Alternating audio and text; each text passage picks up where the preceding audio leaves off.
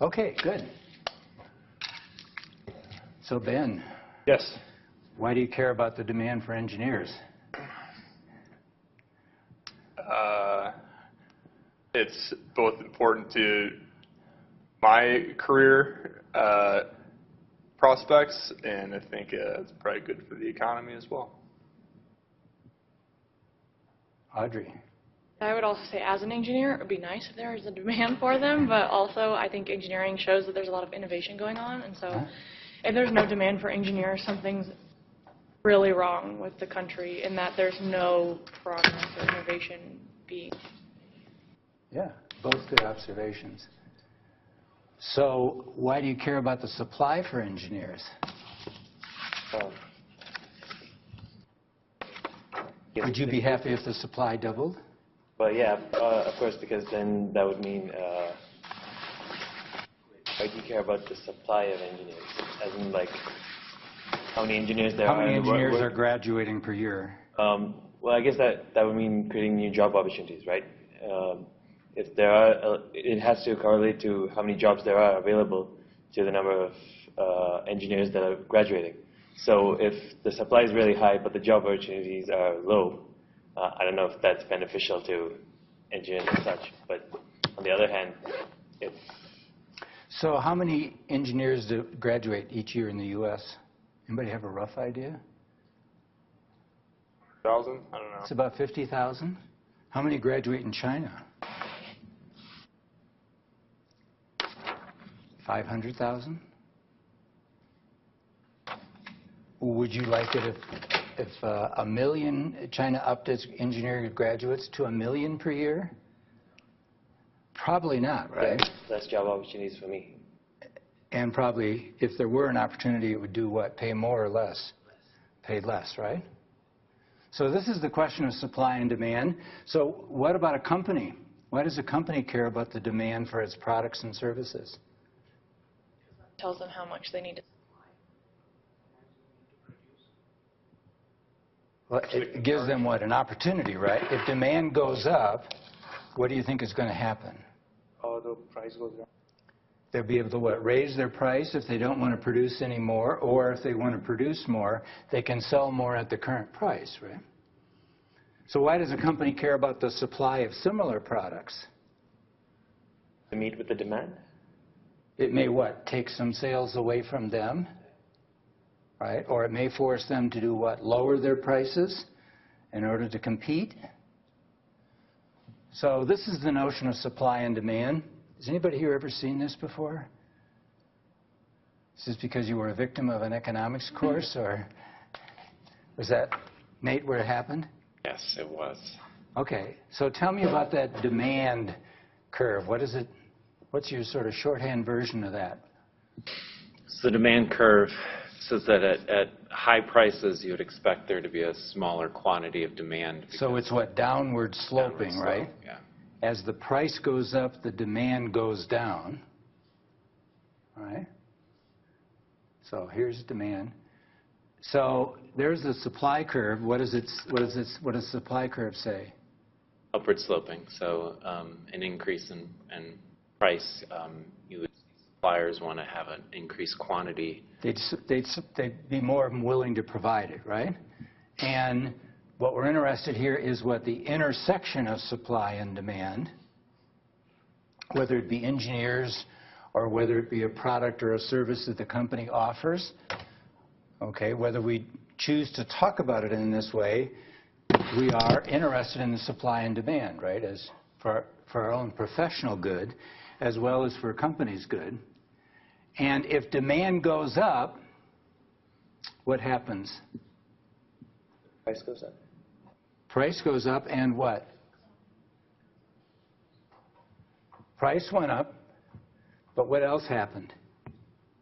Quantity also. Quantity supplied also goes up, right? So if there's increased demand, they will meet that demand by price and quantity, and it will stabilize at some point. Right? Okay. So let's push it a little bit further. Here we have households. And we have businesses and we have governments. Households, we could also say, is what? Also stands for us as individuals. So the economist chooses, you could be a household of one or you could be a household of many. But this is you acting as a private individual, not a part of a company, not a part of the government. So we've got households, we've got businesses. So households, we have here, what do households do in relationship to business? They provide labor, and they also provide payment to companies. How do they provide payments to companies? In exchange for, like, services. Or goods, right? They pay for stuff, Yeah. right? They pay the companies if they bought a product or if they bought a service. And the companies, the businesses, what? Provide the goods and services, but they also provide what?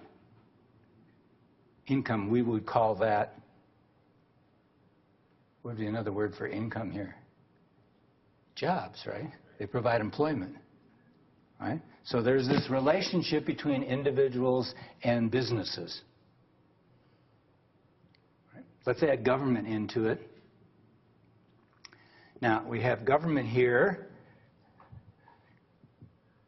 Businesses provide taxes, and they also provide goods and services to the government. What would be an example of a business providing goods and services to the government? Tanks. Tanks, yeah. It's not something that we would ever buy as an individual, but it's something governments need. It could be stuff we'd buy as individuals, but more likely it's apt to be things that are of special interest to the government, such as tanks, right? Such as dams, highways, right? All of those kind of things would be things that businesses would sell to the government. And the government, in return, pays for stuff, the payments, but they also provide services to businesses. What would be an example of a government service provided to a business?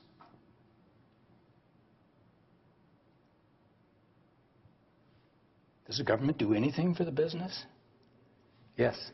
Because they provide the ability to litigate. So if you're a business and somebody's competing against you unlawfully, you can take them to court. Yeah, you could. And the government has the courts. If you get the government interested in the case. Well, I mean, they just provide the structure for it. Right. I mean, Regulations. Right?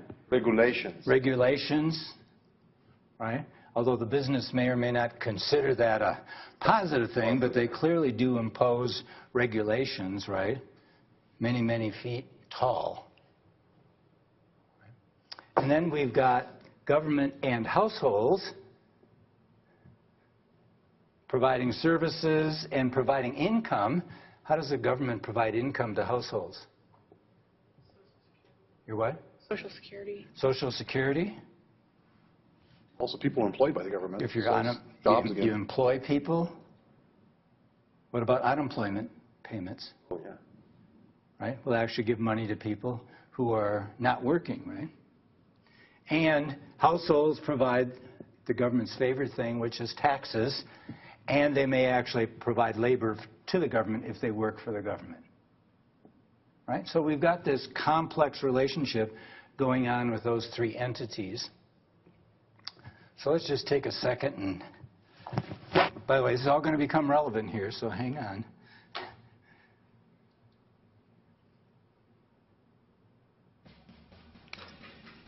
Here we go. It's time to explain micro and macroeconomics to you. Let's start off with explaining something called the circular flow.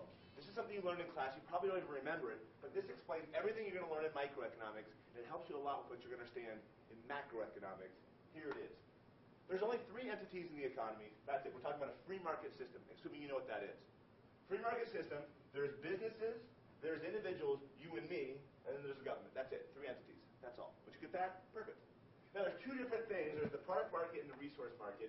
The product market is where we're going to start. Okay? What do businesses do? Businesses make stuff. Businesses make stuff, and they sell it in what's called the product market. And good stuff is called goods and services. Goods and services, they sell it in the product market. Right? The product market isn't a place. It's all places where goods and services are sold. Online auctions, eBay, the mall, all that stuff is the product market. These goods and services make their way over here to individuals. Goods and services, me and you, we buy the stuff. That's it. Perfect. Now, if that makes sense to you, we can't just walk in the store and grab it and take off. We've got to give them something. Individuals need to give money. Yeah, we've got to give money. So this is spending. Spending by individuals, by you and me, in the product market. That money eventually comes in. Now, it's not called spending to the firm. Firms will go, oh, wait, we made spending. And don't say profit. Here's why. Profit is not all the money coming in. You know that. Don't say profit. This is revenue. Okay, revenue coming in to these firms from people buying their stuff. That's it. That's all. That's what the product market looks like. Now, to produce this goods and services, these firms can't just make it out of nowhere. They need something. What do they need? They need resources. And in the free market system, who owns the resources? Not the government. Individuals. Me and you own our land, our labor, our capital, entrepreneurship. So these things come in this direction are the resources to produce stuff. Also called the 4 factors of production. 4 factors of production: land, labor, capital, and entrepreneurship. Those resources make their way through what's called the resource market, right? Market for resources. Those resources get all the way to the firms. Firms convert those resources into goods and services, going that direction. Now, I don't work for free. You don't work for free. So they got to give us money. Money coming out from the firm. It's not called revenue. It's not called, what is it? I don't know. It's spending, but it's spending by businesses. We're going to call this, right? This right here is, let's call this costs. Now, these are the costs of production, right? The costs for all the different resources look like that. Coming in over here to individuals, you don't call it cost. What made cost today? You're going to call this income. Right? Income is right there, money coming in. Now, everything in blue is money. Now, we're not done. We're not done. Let's analyze it before we go any further, though. Okay, take a look. Businesses, do they supply or demand? Go ahead and answer. Do businesses supply or demand? The answer, both. They're demanding and they're supplying. What do you mean? Well, it's right here. In the product market, what are they doing? Well, they're supplying goods and services. So right here, firms are supplying. And who's demanding? Well, that's the individuals. We demand goods and services in the product market. We demand products. But that's not the only thing going on here. These firms, they're supplying these products, but they're also demanding resources. They demand resources, and me and you individuals, we supply resources. So when I ask you, do businesses supply and demand, the answer is both. They supply in the product market, they demand in the resource market. Okay, so far so good. Now there's something we're missing. It's right there. Let's find out what the government does. First of all, the projector I have in my classroom, this board, that screen, all this different stuff was purchased by the government. So the government also buys goods and services. Right? So this is goods and services. Right? This thing wasn't made by the government. This was purchased by the government by some individual firm. Now, to do it, they had to give the money. This money coming out is government spending. All right? And at the same time, the government hires workers, right? It gets resources. Those resources, right, in this case labor, are resources that go into the government. Resources. And they got to pay for that labor. So money coming out, again, is government spending. All right, so far so good. We've got spending, we've got a problem. What's the problem? We need money going in. Now the question is, where does the government get its revenue? Well, just by looking, it figures out, notice we're back to blue, this is money. It comes in from here, and it comes in from here. Dollar sign, dollar sign. How does it come in? Well, from here, it comes from taxes. Right, we're talking about income taxes, sales taxes, taxing individuals, you and me. At the same time, the government taxes businesses in the form of corporate taxes. So tax money comes in, right, from individuals and from businesses towards the government, that gets converted into spending, and they go ahead and buy stuff and resources. But we're not done. Sometimes money goes out. Money going out, in this case, is like subsidies to individual firms, right? In this case, called a transfer payment. Transfer payments. Transfer payments are like Social Security, times when the government gives people money. Hey, here's some money. There you go. Again, this is all blue. It's all money. And the government just doesn't do that. It just doesn't tax and subsidize businesses or give transfer payments. It also provides public goods. Right? So coming out and is providing people things like national defense, highways, education. So this is goods and services provided by the government. Goods and services. That's it. That's called the circular flow model. This tells you how these 3 different entities are all related to each other in the free market system. And it's beautiful. Why is it beautiful? Here's why. If you understand what you're looking at, you understand what microeconomics is all about. Right? The class microeconomics. Now the way I'm going to present it to you, I'm going to present you with 6 different units. 6 units. Unit 1 is going to be off to the side. It's the basic concept, scarcity, production possibilities curve, things that are outside the circular.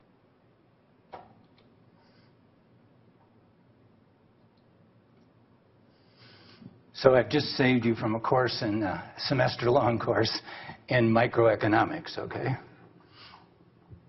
So here's what we want to talk about today. By the way, that's all going to form a foundation for what we're going to talk about today. All right, so I want to start with a series of snapshots. Blink, talk about that. Another snapshot, another snapshot. So start with a series of choice snapshots.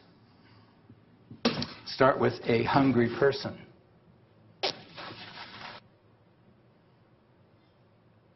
Look at it from a government perspective. Right? Not the business perspective, not the individual's perspective, but the government's perspective. So, should the government give a hungry person a cooked fish?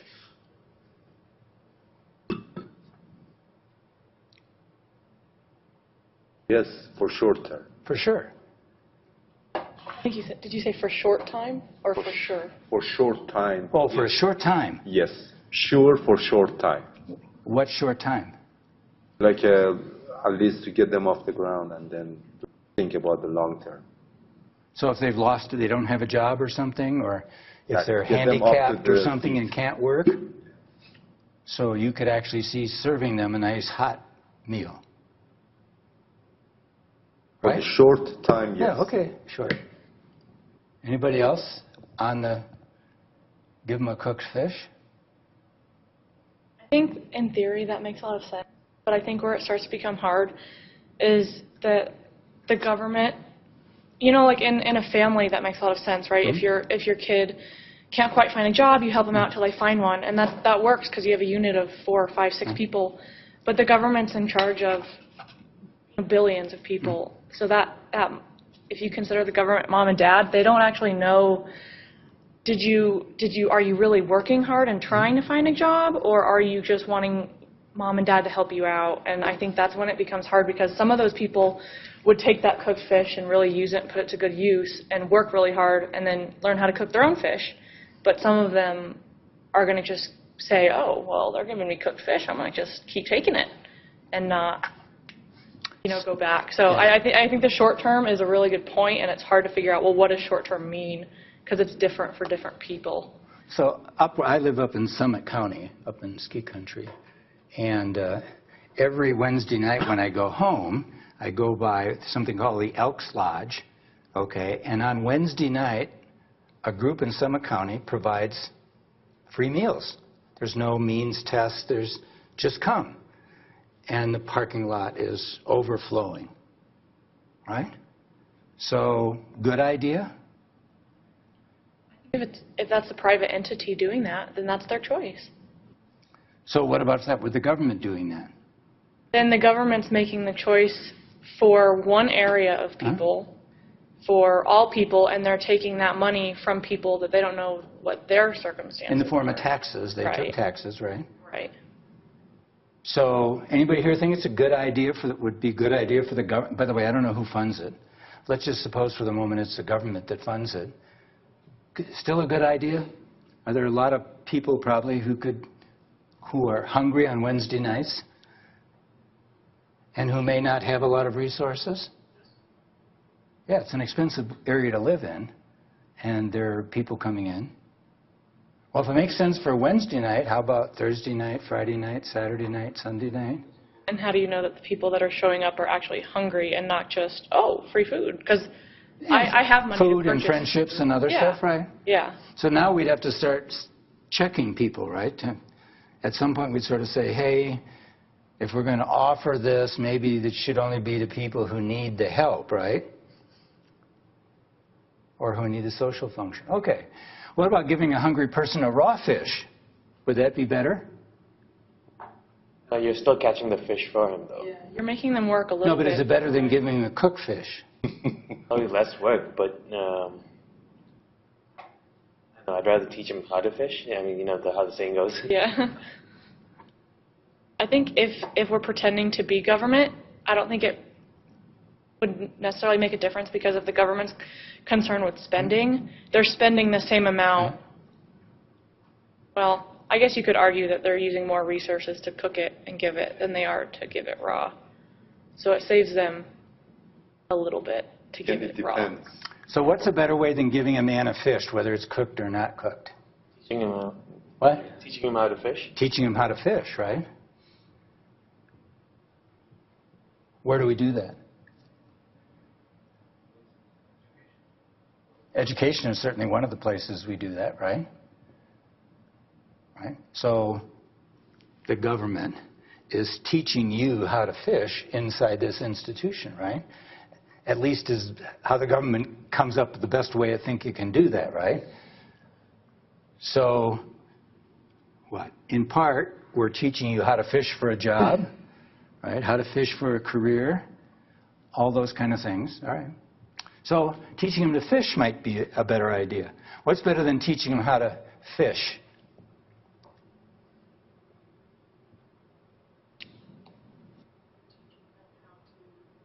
Decide they need to learn how to fish, No. realizing that you don't have Selling food extra and- fish. No, What? give them Selling the extra means. fish, I don't know. Give them the means. How about teaching them how to what? Start a business? If they start a business, what? They can not only take care of their own fishing needs, but they can what? Other people. Give other people resources so that they can buy whatever they're going to buy, including the fish that they want to eat, right? So we've got this question of where should the government get involved, all the way from giving them a prepared hot meal to teaching them how to start and successfully operate a business. So what should the government do? Should it do all of those things? Why? I think so, because we're a large country. In this country, it's a large group of people, and there's a lot of needs. The short term, yeah, if somebody's on the street, they're going to die tomorrow if they don't have food. You want to give them food so they don't die. That's a humane thing to do. But the long term thing, of course, is you want to fish. They start a business. They contribute to the economy. They contribute to the government through taxes. So to do that, you kind of have to have everything. So you would sort of say the government should be involved in lots of things, right? Unfortunately. Sometimes it's a cooked meal, sometimes it's just the raw fish, sometimes it's a fishing pole that we give them, right? Sometimes it's a class on how to operate a business. Maybe even we make it possible for them to borrow money to buy the boat, to become a fishing business, right? So would you say you believe the government should play a large role in our economy? I guess so. I don't like the idea of it, but there's things that the government can do that are harder to do in a private institution. But I feel, why, actually, I'm totally with you, and I don't feel bad about it. I said, yes, government should do that. But then we also, see the bloat of our government, too. I mean, But you see, to me, it comes to that, again, that argument that I think is a myth, personally. I think it's a myth that they really, the media, that they say, oh, large government is bad and everything. No, it could be very good. Because things then, when you get the flow of things. So what wouldn't you have the government do to help people? Is there anything you wouldn't do? I presume you'd give them health care, and I presume you'd give them housing. You're going to give them food, you said. Yeah, exactly. Like So I would what wouldn't you give somebody? see, if I see the will is there, especially when in education, and there are a lot of people that they are will, but the means are not there. Okay, so you give them food. Yeah, I give them food. I give them the education. Give them a house. Give them education. Give them a house. Yeah, temporary house. Give them a car. No, give them a Why temporary. need a car? They Because- need a car. You can't get around in our country without a No, car. actually, you can. They can. Yeah, public. Oh, so you'd give them, but the public. The you public give them money transportation. for a taxi cab? Not the taxi. Oh, it has to be what? The public transportation. Free. so here's all I was Where would you draw the line? Or wouldn't you? I mean, how much help will you give? I mean, where will you say, I'll do this, but I won't do any more? So when I look at some of these things, like let's look at the food example, I would give them the basics of food. It'd be like peanut butter and bread. It'd be very You'd give simple a hamburger, but not steak? Absolutely. If you want steak or you want lobster, you have to have gone through the other steps and worked harder to get the benefits. Would you give them milk? No. I don't think you need milk. No, little baby is different, but human No, I'm talking about adults. don't need milk. Right. Would you give them wine? Nope. I would personally want to be in charge of their diet. It'd be a healthy diet, but it'd be very minimal. It would keep them from dying. Would you give them coffee? No. No. Okay. So no beverage at all? Nope. Water. I think, I mean, if we try to draw lines for specific items that you're going to give a person who's at a time of need, I think that that's also, in a way, demeaning to the individual. I mean, if someone's in a time of need, if you say, this is how much money we give you per month, then you're saying you have this choice, but no more money in that given month. And then you're drawing a line that doesn't say, I give you this item, but not this item, and you're making individual choices for that person. You say, this is the... So when you give them that money, called food stamps, right, can they buy cigarettes? I would say no in that case. What about marijuana? Legal. I mean, cigarettes are legal could they too, spend right? it on marijuana? So you can. Yes. That's the regulation. You're right. I mean, if you open that, yeah, but you can put a regulation. Could they only buy it for on food. cosmetics? Could they Only buy food. cosmetics? Huh? I would say yes. Could they go to the beautician and get their hair? Yes. It's like you provide them education, but then you draw a line where, according to the income level, you provide like less amount for like rice or minimum amount, depending on the like below poverty line. You provide them rice and minimum things for a standard price. See, it's kind of interesting because Americans live in a rich country, so to be a little less rich in share, we sort of say, okay, I'll be a little less rich, I'll pay some more in taxes, so I'm a little less rich. So these people, now we go to India or some other country where there are millions upon millions of people, okay, who are living at a very low standard of living, and now, right, how generous are we? Right? How generous are we? Interesting, right? All right. So, giving them a cooked meal, giving them raw fish, teaching them how to fish, teaching them how to operate a business, right? We have to decide to what level we're going to be involved in this, right?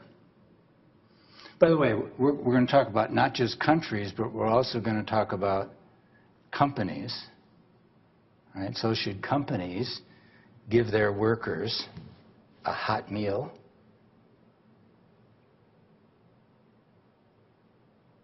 You may say, well, that's sort of silly. I don't know about that. My father worked in a paper mill for over 50 years, over 60 years, right? And when he first went to work there, the company provided a hot lunch to all the workers, right? I had a plant in Wales, in England. This was now 20 years ago, right? And they had a dining room, and they provided a hot meal for free to the workers. And they did it out of what, self-interest, that these people were probably not getting enough to eat in where they lived, and so, hey, so that they were better workers and could focus on their job, they provided hot meals, right? Right now, Google and Facebook are doing the same thing. Yeah, they're pretty nice meals, right? Very nice. I mean, Yeah, they're very nice meals, yeah, right? Yeah. So these aren't just questions about what a company should do, although Google and that are doing it not because these people have these needs, but because it's a benefit, right? Exactly. Right? And I could sort of say, well, those silly employees, right, they're taking food. Why don't they sort of say, give me the money instead? Right? Because that's costing the company money to operate these nice cafeterias that they have, right? So give me a choice. But we'll come back to that. So all these questions that we're talking about for the government are also questions for companies, and by the way, are also questions for families. So those are the three units we're going to look at, right, as we go through this. But anyway, okay. So that's just one choice question, right? Who are we going to give stuff to, right? And what are we going to give them, right? So you give them one little thing, and then the question is, well, what about the next thing? What about the next thing? What about the next thing? True for governments. True for businesses. Every year we'd have these long discussions about the benefits we were going to offer. Right? What benefits are the company going to offer our workers? And of course, there were always more benefits we could offer. And every time we decided to put $1 into benefits, we'd take $1 out of pay. Right? So the question is, how much should go into, how much should be direct pay? How much should be benefits? We had these discussions every year. And then on the benefit side, right, which benefits? We decided to spend this much money, but what benefits? Right? And you might sort of say, well, we're going to provide health insurance. Right? So we're going to spend some money on health insurance, give it to them. Right? And then some people would come up and sort of say, but my spouse works someplace else, and they get health care coverage through their employee. I'm not going to use that benefit. Give me the money. Right? Because it's not a benefit that's of any use to me.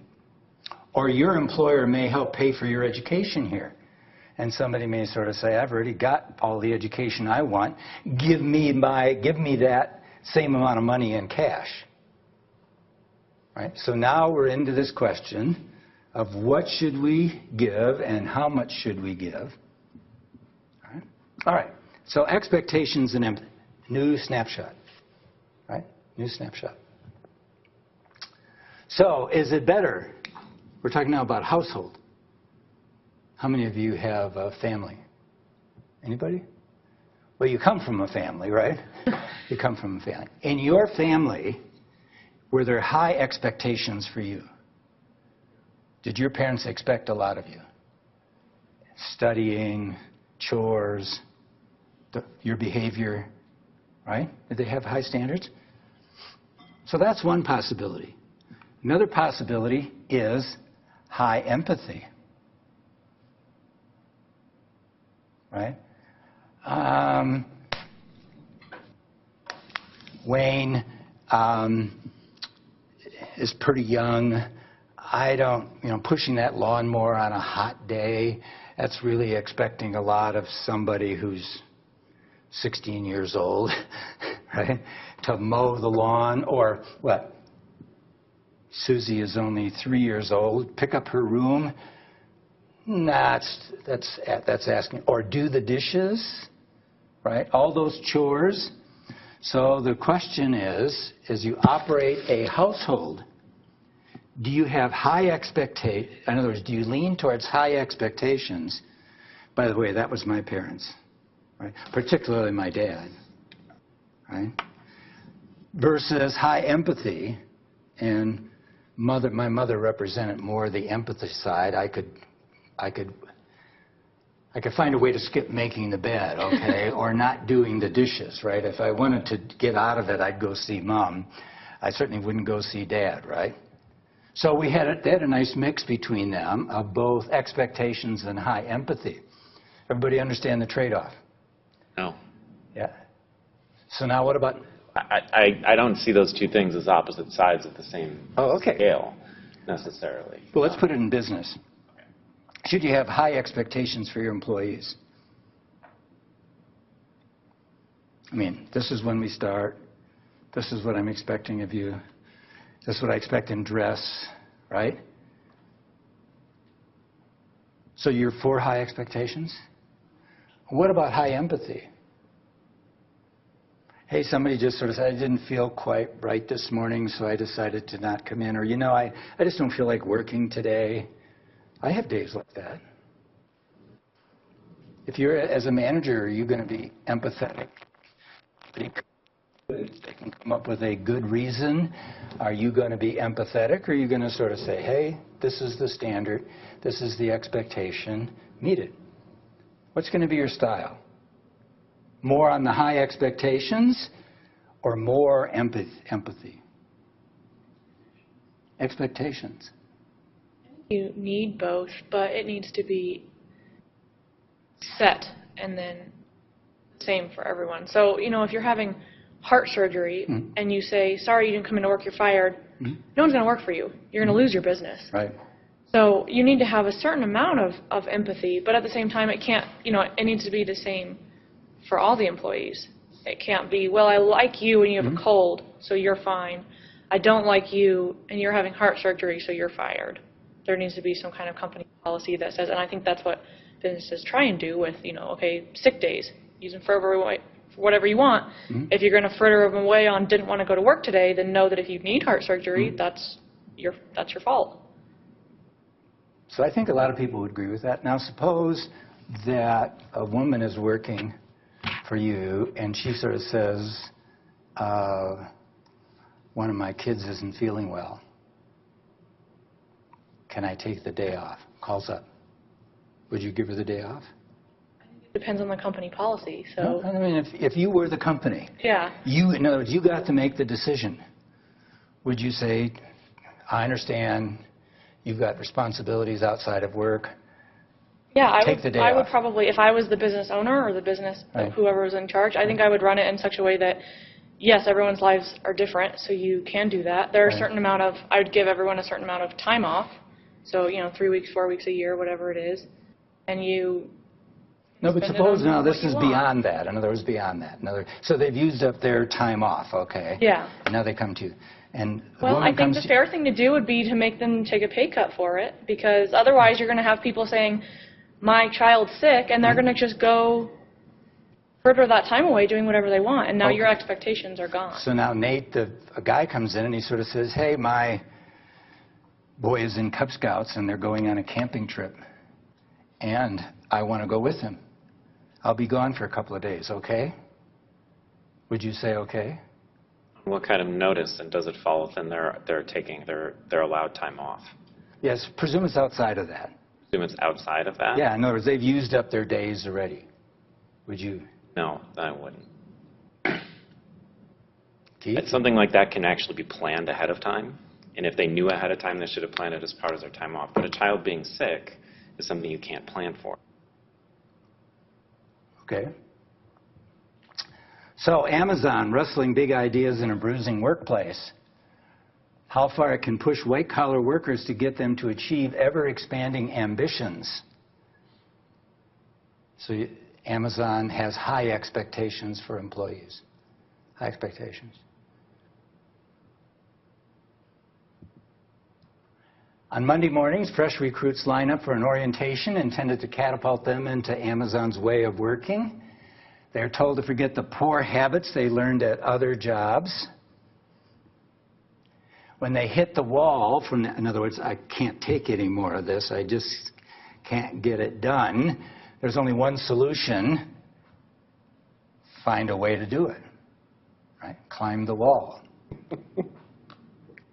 At Amazon, workers are encouraged to tear apart one another's ideas in meetings. By the way, last company I had, our primary customer was a company called Applied Materials, largest manufacturer of semiconductor equipment in the world. They'd invite me once in a while to attend one of their meetings where the rest, it was just the other employees in one of their regular meetings.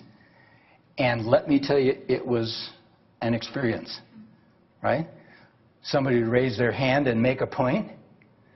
Somebody over here would sort of say, I think that's a terrible idea, and here's why it's a terrible idea. I mean, literally, right? They were encouraged to attack ideas, disagree with ideas, not disagree with people or attack people, but to aggressively respond to ideas. Right? I'll bet that happens at Amazon. That, hey, this is, let's go at this, not at each other, but at the ideas. Right? Applied Materials didn't become number one in their industry by being patty cake people, easy, right? They got there by being aggressive and having high expectations, not only for their employees, but for the suppliers like us, okay? Toil long and late, emails arrive past midnight, followed by text messages why they were not answered. You getting a flavor for Amazon? Right? thing that's grown from almost nothing to being one of the standout companies in a business sense, held to standards that the company boasts are unreasonably high. So would you say Amazon has high expectations or high empathy? High expectations. So one of the choices that a company has to make really is this question: where are we going to have high expectations and how high are they going to be? And where are we going to have empathy and how high is the empathy going to be? Right? A very important decision.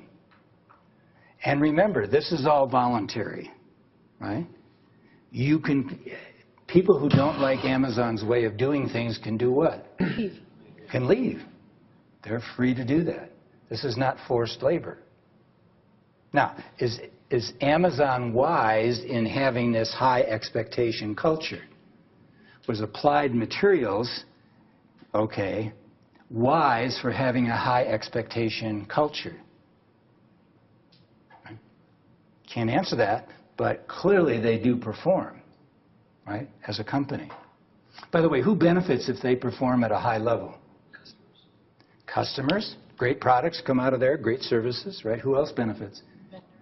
What? Company itself? Well, but who? Companies.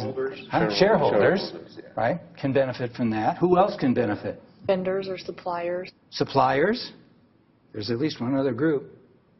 What about the employees, though? What about the employees themselves? Couldn't they benefit? I mean, like a higher standard of work ethics, you know. Well, but if the company's economically successful, they can also compensate employees and they can offer benefits, right?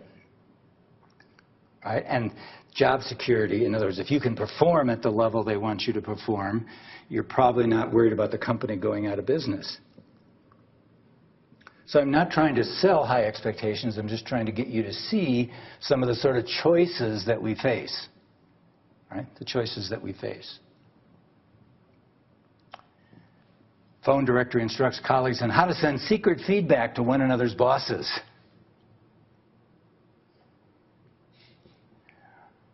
You can rat out your colleagues, right? Hey, they're on the team, but they're really not contributing very much. Wow. Anybody want to leave now and fill out an application to work at Amazon? So anyway, Amazon now is testing a 30-hour work week for the people who are not in a position where they want to give, quote, a full 40 hours, which really means, what, a full 60 or 80 hours, right? So they get full benefits, but they get 3/4 pay. So they're just testing that idea, right? They're just testing that idea. You can watch the video. All right, another snapshot. By the way, you understand that we're faced with this high standards, high empathy thing if you're in business? If you're a manager, you're faced with this.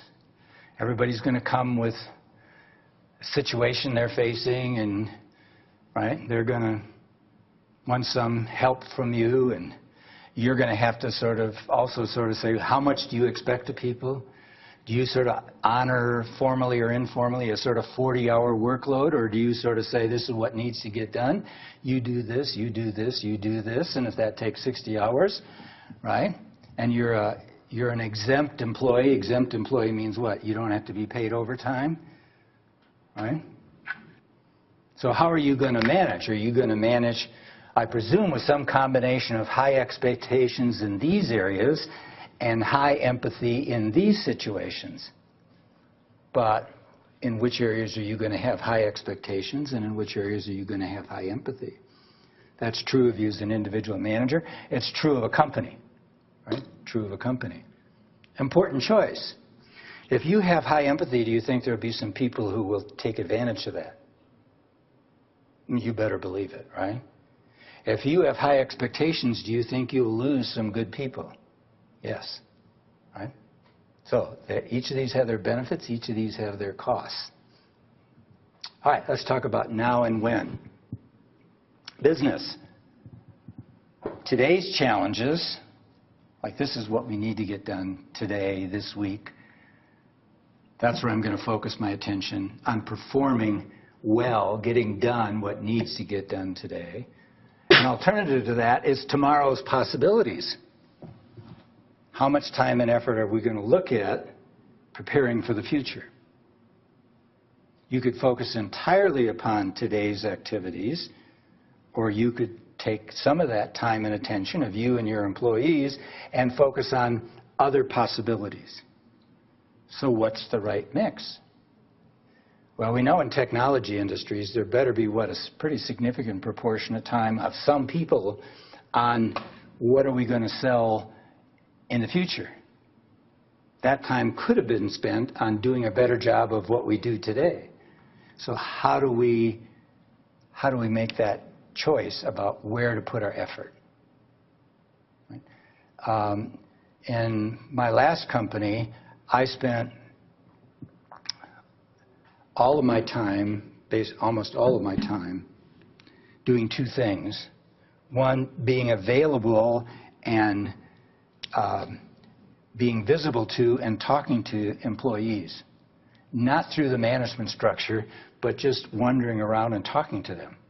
Right? I wanted to know what was happening, what was on their mind, what were they interested in. If they had issues, I'd like to know what the issues are, et cetera, et cetera. So I spent a lot of time in that. I had plants all around the U.S. and in Europe. And so every week I was traveling, and I would show up at a site. And first thing I did, I didn't go in and talk to the management team. I went around and walked around the facility and started talking to people. Of course, the management team didn't really like that. I was supposed to get my information filtered through them rather than direct. Right? But I spent a lot of time doing that. Second thing I spent a lot of time doing is generating new business. And how do you generate new businesses? You go out and meet customers. Right? So this is partly how we grew from 4 million to over 200 million in 10 years by my spending a lot of time and then having follow-up from the team to go work with those customers. Right? So could I have spent all of my time doing other things? And the great thing about being the president is that you can spend your time any way you want to spend your time. Right? Nobody tells you what to do. Right? You're the only person in the whole organization who has that luxury. Right? So it's an interesting position. I could do nothing, or I could spend all my time here, I could spend all my time here. But those are the two things I focused on. Right? Understanding what was happening in sort of at the employee view of the world. Because, hey, that's where everything got done, was at that level. It didn't happen at the management level. It happened at the people who actually did the work. Right? And then secondly, I was concerned about the future. Right? Only way to be concerned about the future is go get yourself your current customers and meet new customers and get involved with them.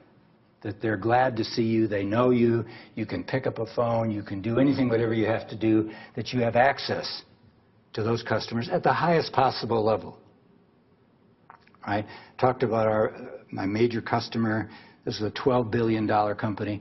I never got to where I could pick up the phone and call the CEO, but I could pick up the phone or make an appointment with the vice presidents. Right? That was important for the health of the company and for new opportunities. New opportunities. So how would you make this choice? Ben, where would you, if you had a group that you were responsible for, could be a team, could be a division, could be a company, how would you split your time between focusing on today's challenges and tomorrow's possibilities? I think the binary approach obviously isn't right. So there's got to be somewhere you pick in the middle. Where's the balance? Whether it's 70% today's challenges, 30% tomorrow's possibilities, you operate on that. In my mind, how I do operate on that for a certain period of time, see how today's challenges burn down and tomorrow's possibilities either come to fruition or don't, and whether more money needs to be spent on those or need to think of different possibilities. So I think pick a line, see how you operate, and then make decisions based off of that. Because, for example, you could spend your money on improving, say, your manufacturing capabilities, or you could spend your money on research and development. Right? Money to be spent either way. right? So you've always got this sort of trade-off, right? Where's the money going to come in today? It's going to come from the manufacturing, right? Where's tomorrow's money going to come from? Good chance it'll come through the research and development that you're involved in. So you've got these trade-offs to be made, right? These snapshots are just trying to get you to think about the trade-offs, and you have to find answers to these. And the interesting question is, you come into a situation. There is a balance between all of these things. This is the balance today between today's stuff and tomorrow's stuff, or this is the balance about high expectations or high empathy. All of these things, it's going to exist at some point, right? So it's always some mix. But now your question is, which direction are you going to move it? Do you think, hey, I think we need to raise the level of expectations in this group? Or I think we need to dial that back a little bit and take into account individual circumstances better than we have been doing. So the fact that it is someplace today doesn't give you any solace. You have to sort of say, hey, which direction should I move it? Which direction should I move it? Right? Do I give some new benefits? Or do I increase pay? What would be the best thing to do?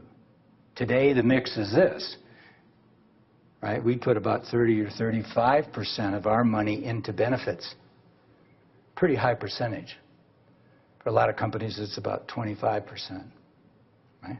But that clearly we could have provided a pretty substantial pay increase if we'd have been willing to dial back benefits. Right? So the question is you get into a position trying to give you some things and sort of say, well, this is where we're at. Which direction do I need to move the needle? This direction or this direction? Okay. Who decides? Next snapshot. How are we doing, Michael? Making sense? Okay. Tell me about the hungry person. What's the question? What's the trade-off? To either give them a cooked fish or a raw fish, or to teach them fish. No, but not move it into business, okay, and move it into you've got a team, right? So now you're a manager. What's the manager's version of a hungry person?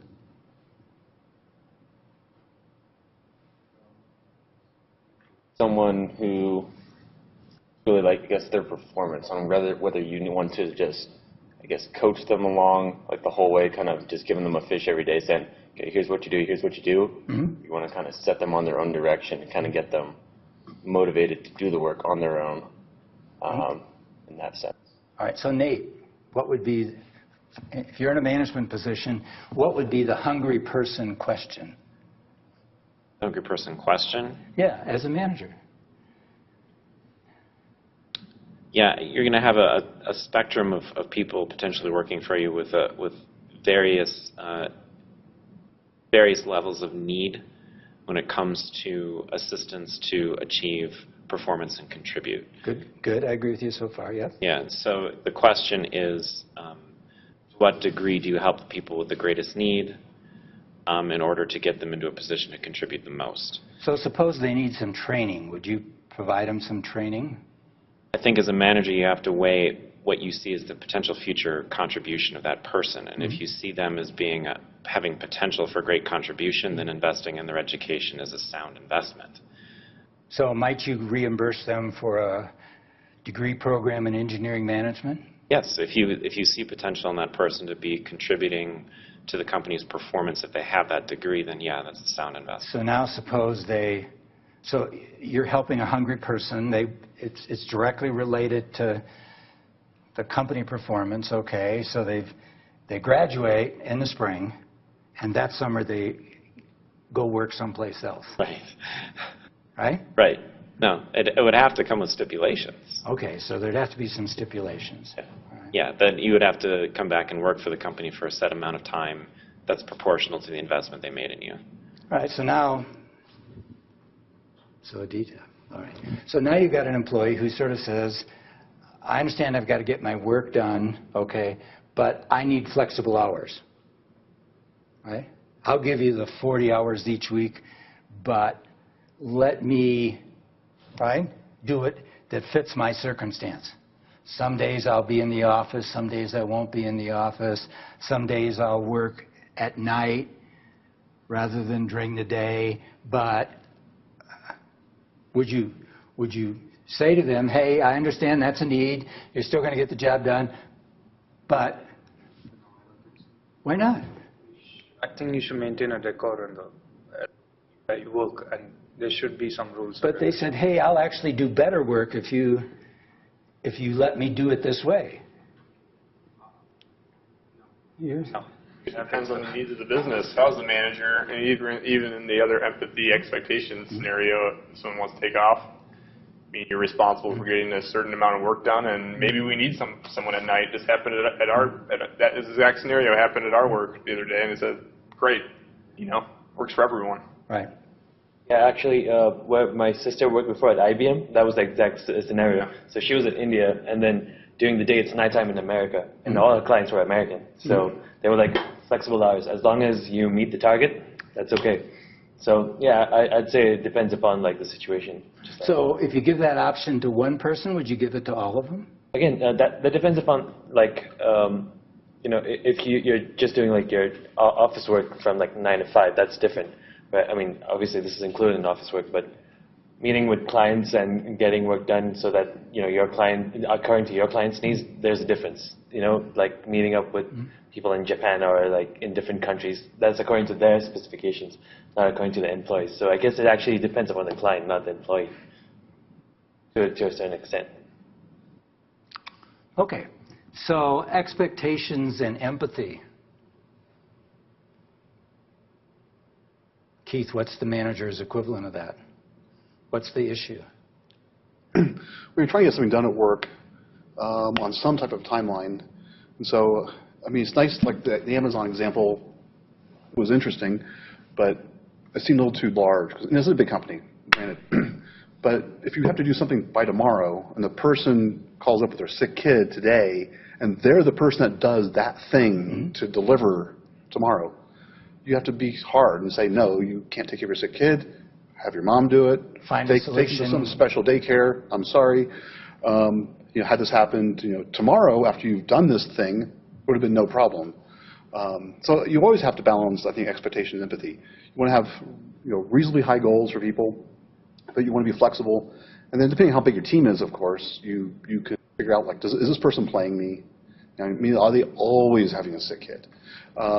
If you have children, you need to have a support network. Right. Tough situation. So I mean, it's just a continual battle, and it always is dependent on the situation. Sometimes you have the luxury of being very empathetic, and other times you have the luxury, you can't be empathetic at all because you're getting pressure to do something. If you don't deliver on a certain day, the investor could, not come through with the money, and then every single person in the company loses their job because you had a sick kid. Or something else. Or something right? has a sick kid. Or something else, right? So people will, take clues from your signals, right? And if you choose in certain circumstances, like the good ones you've described, in other words, empathetic, right? People are going to see that you were empathetic to that person for their issues, then you better expect there's going to be a line forming at the door about, hey, I don't have exactly that thing, but I've got, in my circumstance, what's important to me is this, so help me out. Right? So you're always there. People are always going to be tugging, right? Always going to be tugging. All right. So now and when, what's the issue there? As a manager, what's the issue? That, let's say you want to you want to improve on how your company is today, but then you're working on that, whereas your competitors are working on what could be good for the future. And by the time that you have mastered whatever you're doing with your company, it's obsolete. So suppose you've got an employee and they sort of say, I want to take this course over at CU. It's only offered during the day. I'd like to do it in class because I get more out of in class, right? So would you say yes, even though you know that that's probably going to mean he won't get as much done at work when he has a class on Wednesdays? Well, I don't know. Does it contribute to the company in the future? Well, I don't know. It all depends whether he continues to work for you or not. Oh yeah.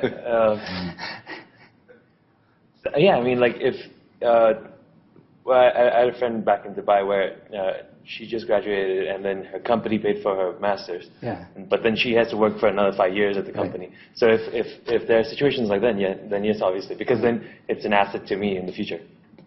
So you got another employee, and they sort of say, hey, the doctor sort of said, I need to get more exercise, so I've joined the gym.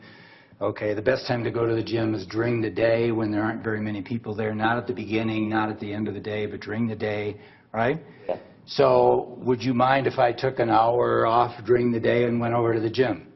Yeah, I definitely mind. I'd tell them to find another gym. Okay. So who decides? So we'll look at it from the business perspective. So should management get to make the decision, whatever the issue might be in the team? Should the individual get to make the decision, or should the team get to make the decision? Keith? I'd say the individual and the management get a fairly large share each, and the team has a much smaller choice. Because the management wants to do something too hard, you can always leave. There's other jobs out there. Mm-hmm. I mean, I would never work at that Amazon. That is totally opposite of how I work. I like an incredibly flexible work schedule, things like that. By the way, the answer to that is only people who should work at Amazon are people who want to work at Amazon, who thrive in that environment. Think they can be successful I'd like to bring a point here. I mean, the reason Amazon is doing that because it depends on the business that they are in.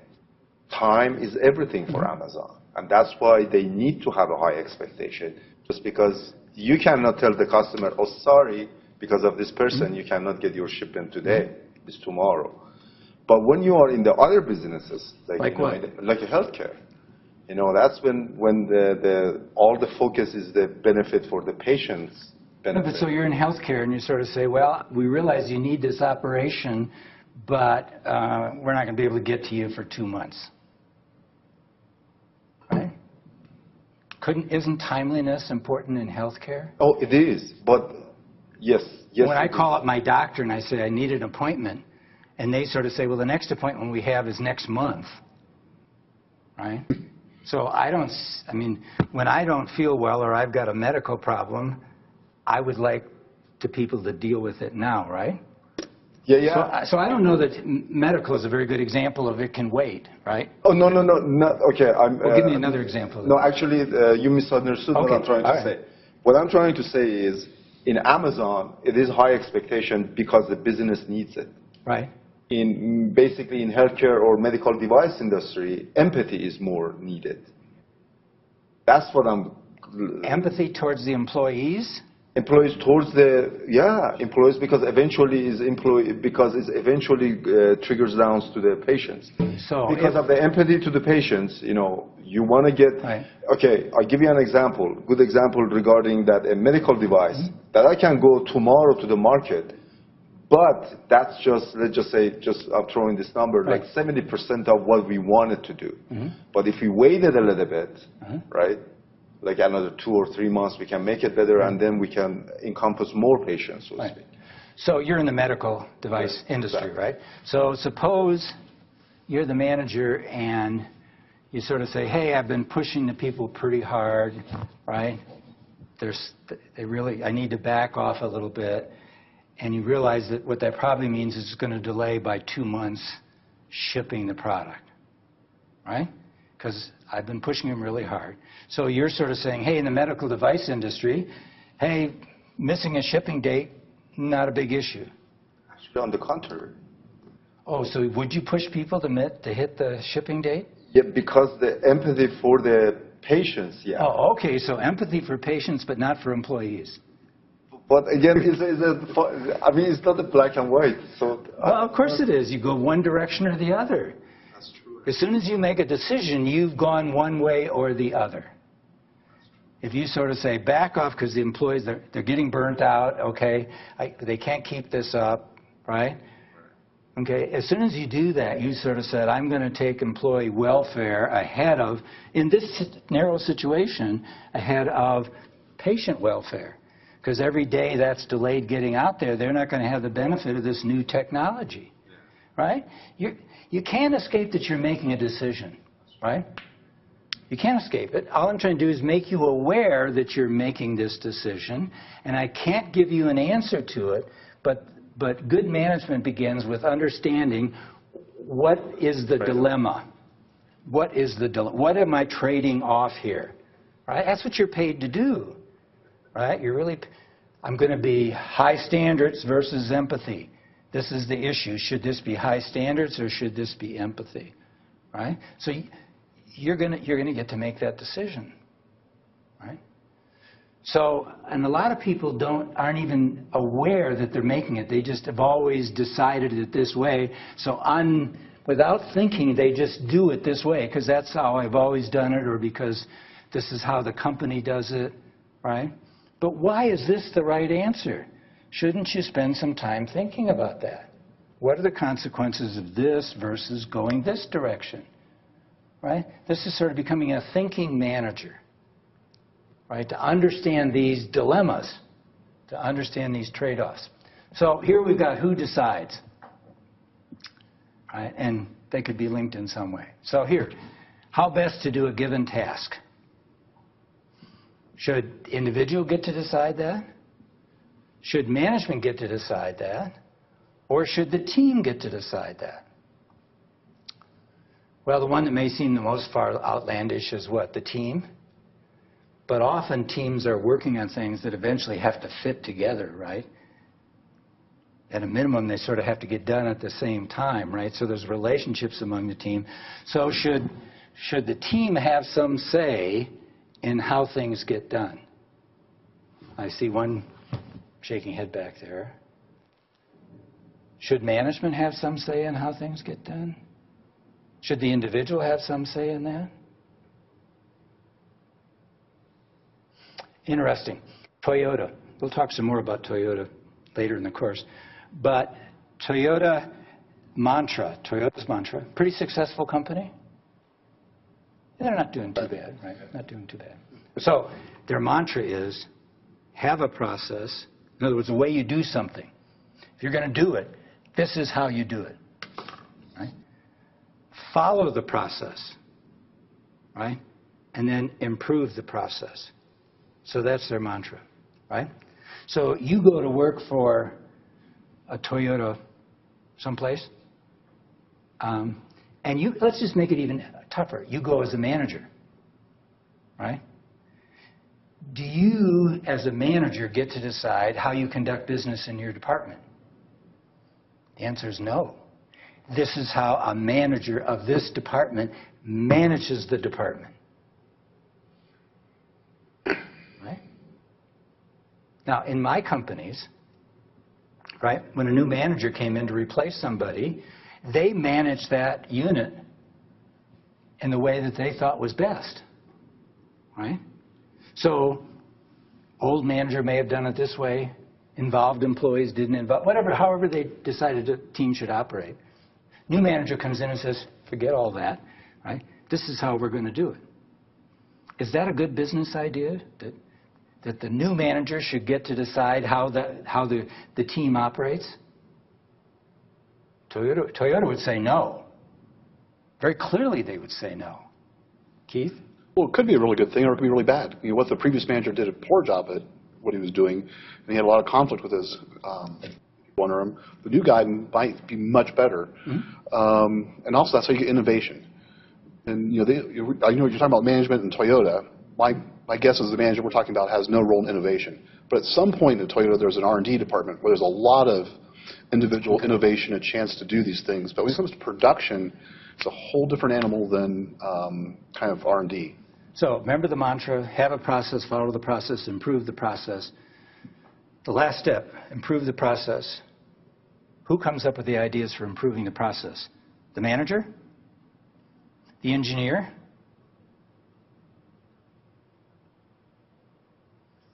The person's doing the work come up with a way to, they're the experts in the job. They know more about it than anybody else in the world because they've been doing this, right? So have a process, follow the process, improve the process. So this is the employee suggestion kind of thing on steroids, right? You may have been in a company where they had a suggestion system. It could have been a box in the old days where you'd slip something in, but whatever, right? Or you may be in a meeting and sort of say, how could we improve this? What this really amounted to is how could somebody else do their job better? Rarely did you speak up and sort of say, here's the way I could do my job better. So Toyota, it's only how you can do your job better. So how many accepted suggestions does Toyota average per employee per year? How many employee suggestions do you think get accepted and implemented per year, per employee? One? Anybody else? 12. 12. Anybody else? 300. How to improve what they're doing on their job. Here's the current process. We want to improve that process, right? We want to follow that process. We want to improve it. And the improvements are coming from the people who are actually carrying out the work. Now, would you guess that a lot of these improvements are pretty little things? Well, after a while they would be. But you add 300 of those together over the course of a year, right? And they have to be tested and all those kind of things before they're implemented. Yes? Does the manager approve their suggestions, or who does that? Yeah, in effect, the manager does. Yeah, because they have to be demonstrated. In other words, that this represents an improvement. So improvement is not an afterthought at Toyota. It's a part of their whole process, and the whole process is let's have the improvements come from the experts, namely the people who do the work. They know more about that particular set of activities than anybody else in the company. So a manager's got this bright idea. Sorry, right? We're not ever interested in management idea. Okay, it's not somebody coming down from the engineering department and say, hey, you know, if you really did this a different way. This company I talked about, Applied Materials, that it was our customer, they had engineers. Those engineers were not in the engineering department. You know where they were? They were down on the assembly line. Their desk was there. That was where they worked, right? They were a part of the team carrying out the work. They didn't sit in their nice air-conditioned offices up on the second floor talking with other engineers. Their job was to improve the manufacturing process, right? And so they would have some technical knowledge that could help the people who saw this is a better way to do it. But all their engineers were on the operating floor, on the manufacturing floor.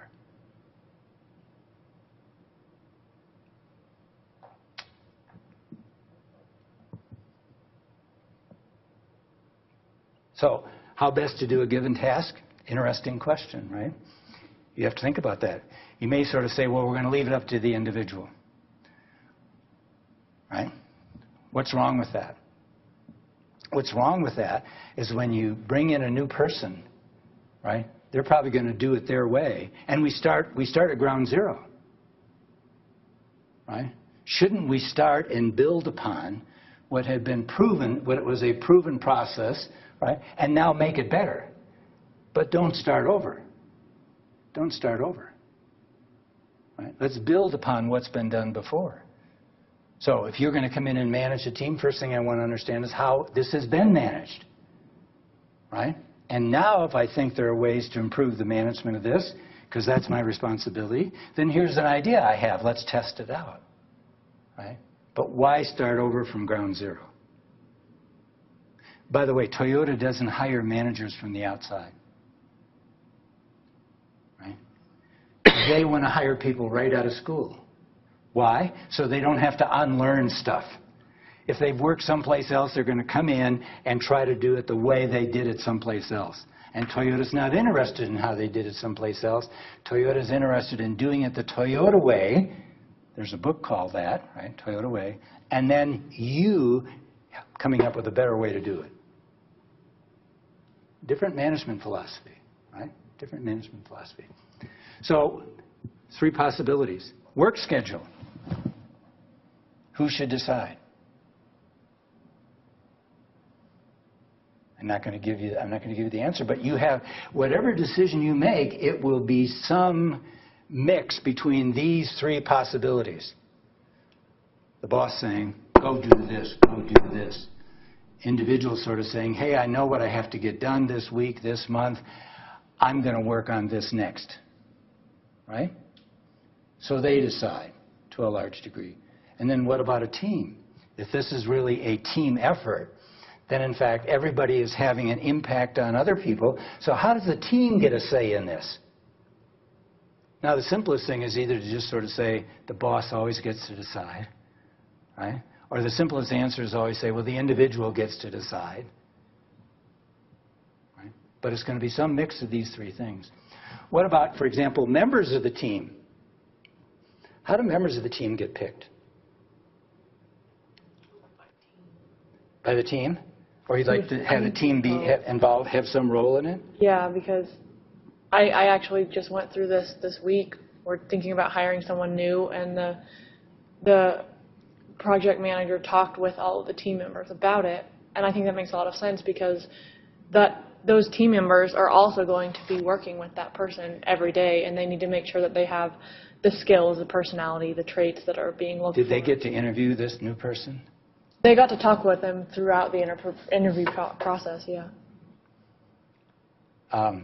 So in one of the companies I had, the team played a big role in the hiring process because they were going to work together. So this was either going to be a good fit or it was not going to be a good fit. And one of the things we observed is that they often brought people would come in who knew one or more of the team members. So the question was, should that be a plus or a minus, right? In other words, bringing a friend in. What would you say about that? I'd say it's a plus because you know the person's strengths and weaknesses. Right. And, of course, you're not the only one making the decision unless you're the manager and it's run the other way. But the team, it's up front. I know this guy. We work together, blah, blah, blah company. He's really good at this, this, and this. But there's other skill he's not as good at. And you kind of know what you're getting. Whereas if it's a totally unknown person, and I've seen it before, where they kind of buffalo you in the interview, and then you hire them, and they're just totally inappropriate. So I think there's a lot to be said for somebody, saying this person does a good job at these things, and then you just kind of deal with it. Yeah, so suppose you got a team, and not unsurprisingly, it's mostly men. Maybe it's all men. Do you think they're going to bring forward women? Unfortunately not, and that's kind of where I think they don't have the 100% of the choice. But unfortunately, in engineering, it does seem to be dominated by men, and it's just hard to even bring on, a female engineer. And let's say they're all members of a majority group, and do you think they're going to have a lot of minority? Yeah, I think it's just natural, and you have to try to avoid that. Yeah, so again, there's a trade-off here, right? There's a trade-off here. We need to become sensitive.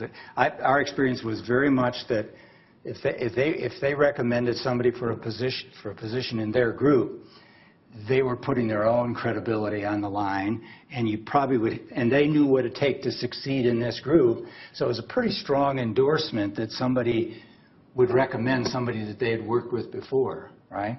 But there's also then some limitations to that, right? That, hey, you're not going to get new perspectives and new things in because you're going to get people who are just like the people who are there already. Again, trade-off. Okay. Economic systems, how are we doing? Let's at least launch this. All right, we got a few minutes to launch it. So we're done the snapshots for a bit. Everybody understand why we did the snapshots? Trying to get you sensitive to trade-offs, and probably being at any end of the spectrum isn't a good idea. That realistically, a better answer is probably going to lie somewhere in the middle.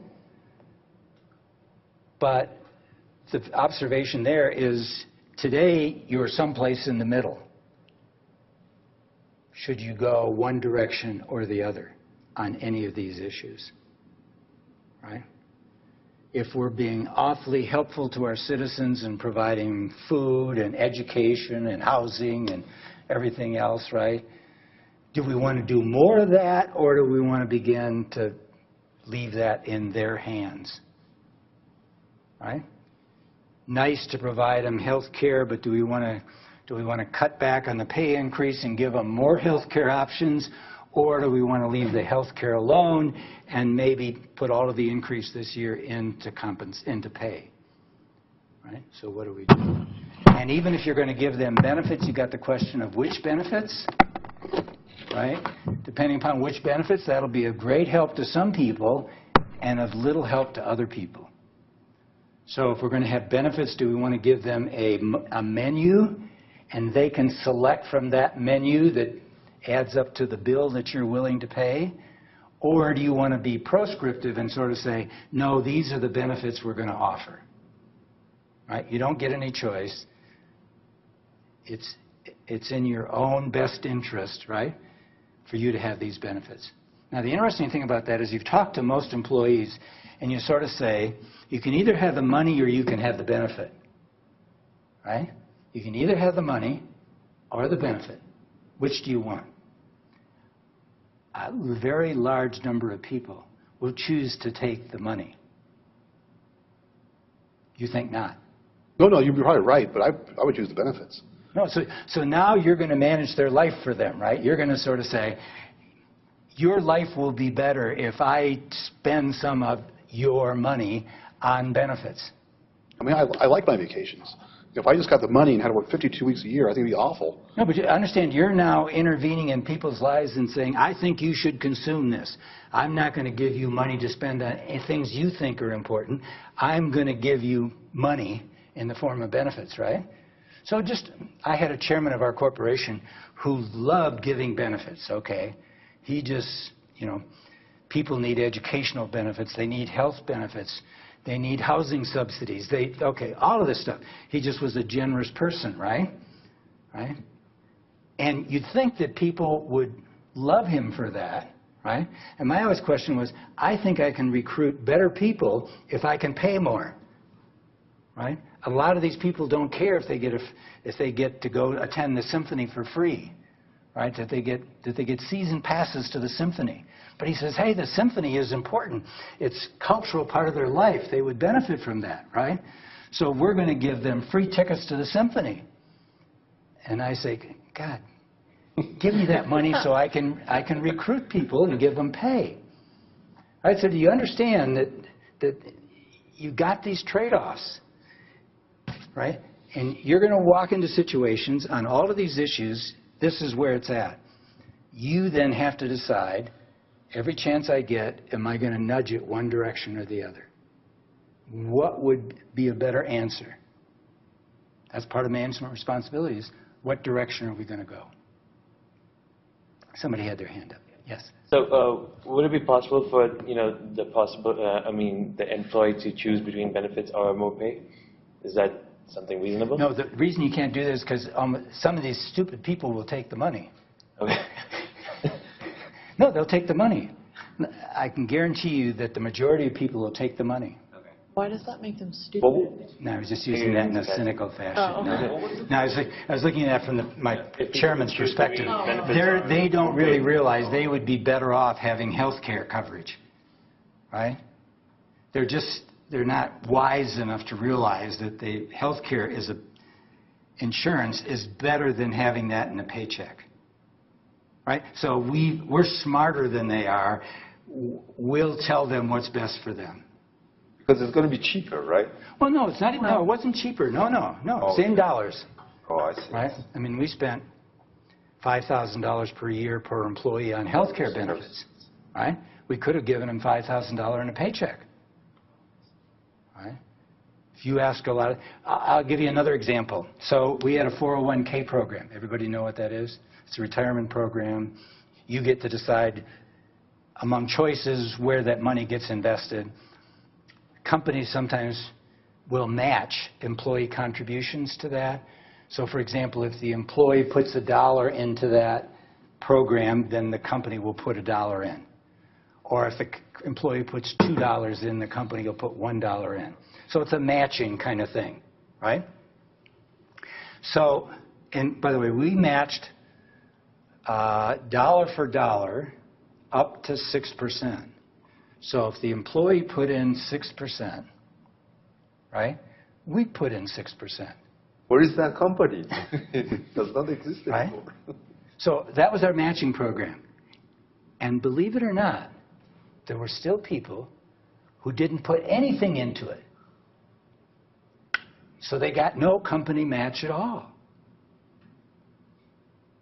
Right? Now, the way we operated, we put in automatically like 3%, and then we would match another 6%. Right? Because we were saying, hey, a lot of people are not going to, chairman was sort of saying, hey, people aren't going to prepare for retirement, so this is a way to get them to prepare for retirement. And still, even though all they had to do was put in some of their money, and it was sort of doubled money, right? They got twice the benefit. Still a lot of people who didn't put any money into it, right?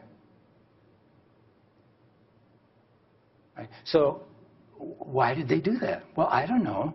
Maybe they had people they had to take care of, and having money was pretty darn important.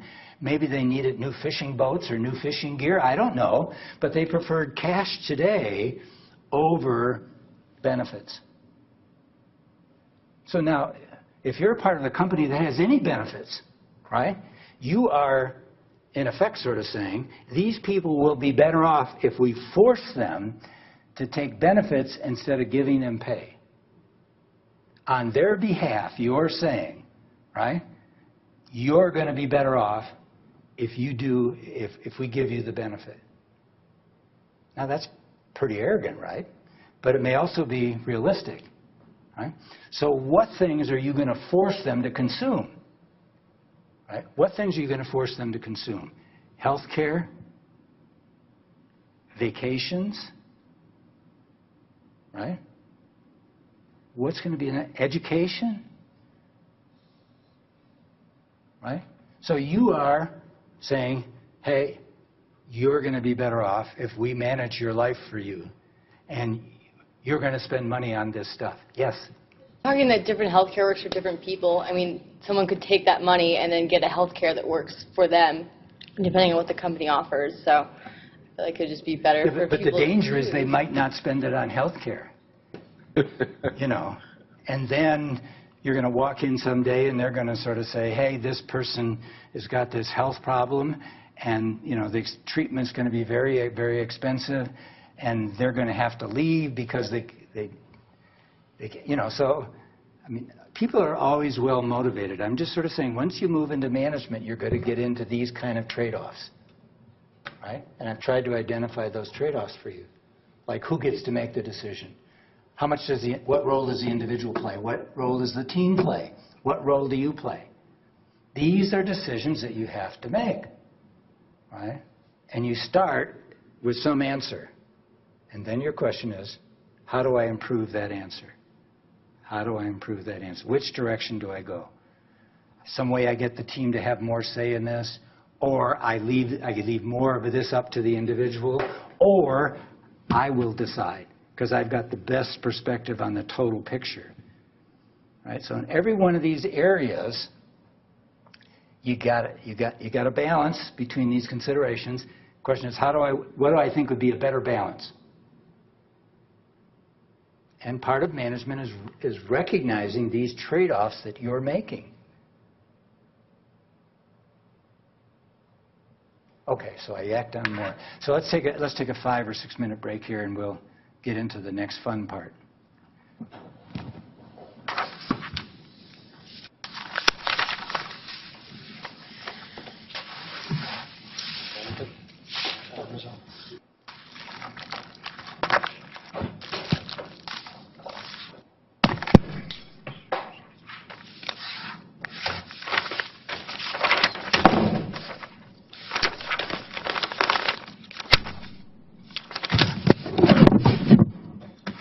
So Nate, is this being helpful or not helpful, or Yes, it is. Absolutely. getting you to think about it? Yeah. I think, I spend most of my time in the education world, and what you see a lot in those who move from perhaps classroom teaching into more of a department chair position, right, or a dean position, or a head of an upper school, right, is that always you're promoting educators to become managers without ever causing them or asking them to really evaluate the mechanics of managing. Mm-hmm. So, a teacher's instinct is almost always empathy first, giving people a third, fourth, fifth chance to get things right, et cetera. And so there's a frustrating element for those who are working as part of a department or part of a team, waiting for the next level of management to actually take a stand, determine the trade-off, talk to the team about that trade-off, and then say, this is where we have to go. Instead, they're always very, I just don't want to hurt anyone's feelings kind of thing. And that's, in the education world, in the classroom, often that's a nice stance. When you actually move into managing an organization with a budget, with really big goals, those educators don't have any real, education or training to think about the management process. So I think it's very helpful. Yeah, so it's my father, a couple of years of college at a teacher's college, and then taught in a one-room school. So we're talking about a long, long time ago. Long, long time ago. And in those days, almost all the teachers were men. All right. Yeah, at the elementary level. That's interesting. Yeah, and then obviously then at the secondary level and at the higher education, we're men, right? Okay, so a woman's place was not in the classroom, right? So then over time, women have come to dominate, at least at the elementary level. I don't know about the secondary level. Women have come to dominate. And we've come to the sort of stereotype is given a man or a woman which is more likely to be empathetic, it's apt to be the woman. Right. Now, that's not true of all women, but the stereotype must have some element of truth in it, right? So your example is a great one, right? The classroom teacher who is highly empathetic. Systems. By the way, we're going to talk about countries, we're going to talk about businesses, and we're going to talk about families. Right? But most of this language is such that you'd think about it from a company perspective. So let's start there. Right? So we have over on this side highly controlled economic systems. Some of those might bear a label of communism.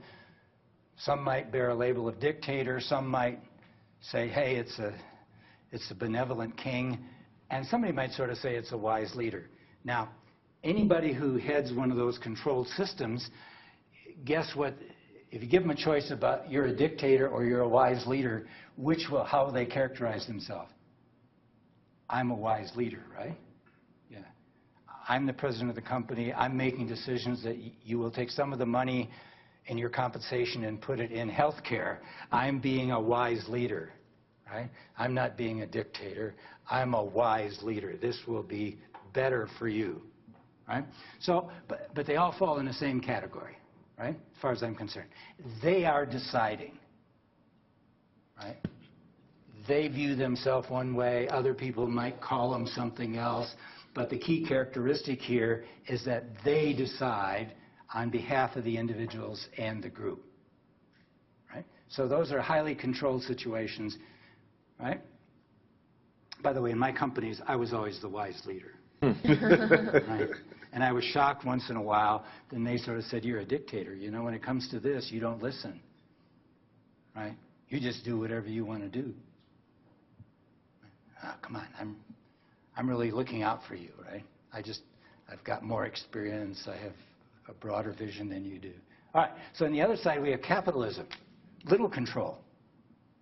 Each individual decides, right? In capitalism, in pure capitalism, for something to happen, what's required? Two people have to agree. If two people agree, it's done. Right? If somebody says, I'll sell it for this, and the other person says, I'll buy it for this, done deal. Right? What could be the deal? They could be selling a gun. They could be selling a nuclear weapon. Right? Or they could be selling their services. Right? Somebody sort of says, hey, I need a job. You're paying $3 an hour. $3 an hour is better than nothing. Right? I'll take that job. That would be pure capitalism. If two people agree that it works for them, right? It happens. Everybody understand pure capitalism? Individuals, right? Individuals get to decide. And if individual doesn't want to paint their house, or they want to paint it pink, right? They own it, they can paint it pink. I don't know if any of you ever been to Houston. Last time I was to Houston, they don't have any building code, or basically no building code. So you can have a factory here, and right next to it you can have a household, and you could have this house that looks like this. Almost no restrictions. It's up to the individual, right? You look at it and you say, that's pretty ugly. Yeah. But it worked for all the individuals, right? So that's capitalism. Individuals get to decide. Right? And again, there's a middle. That middle is called socialism, and socialism stands for, in some way, the group gets to decide or gets to involved in the decision. Right? So that's socialism. So what's the United States? We like to think of ourselves as capitalism, but does the group get involved? Yeah, there's these group of people in Washington, D.C., they call themselves Congress, right? And they get involved, right? They sort of, on behalf of the group, they sort of say, this is okay, this is not okay.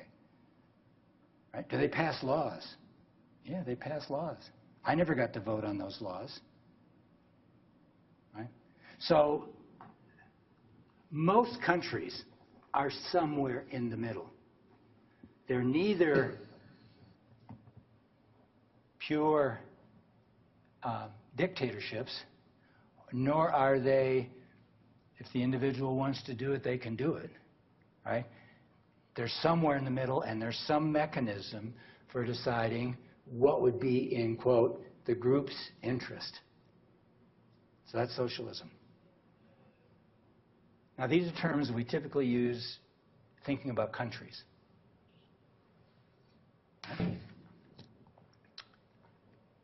So, let's put some different words on here. How about management on one end of the spectrum? Management gets to decide. Right? They've got the authority. They could do it. So if we were going to take pure management, as we often think about it, somebody who's in charge, right? They would go over there. We put over here, what? Little control. Employees. You decide what you want to work on. You decide when you want to work on it. And how to do it, up to you. So they would probably go towards that little control. We could go towards emphasizing the individual. Great example of that is the university, right? What research are you going to work on? What I want to work on, right? If I can get somebody to pay for it, right? This is what I'm going to do, right? Little bit of control about which classes you're going to teach, but who's telling me what to teach in this classroom? Absolutely nobody, right? My decision, right? So we look more like capitalism in the sense that the individual gets to decide, right? Then we do this. There's, right, very little of that, particularly as regards research. They can tell me which class to teach, but they can't tell me how to teach it, which books to use, how do you get grade people. Can't tell me any of that. How do you give out grades? They can't tell me that. Right? All right. And somewhere in the middle we have this thing we could call a team. So if we talk about a company, management, to the extent that we give a lot of authority to management, it looks more like a highly controlled situation. To the extent that we give a lot of flexibility to individuals, what they do and how they do it and when they do it, then we're looking more like capitalism, right?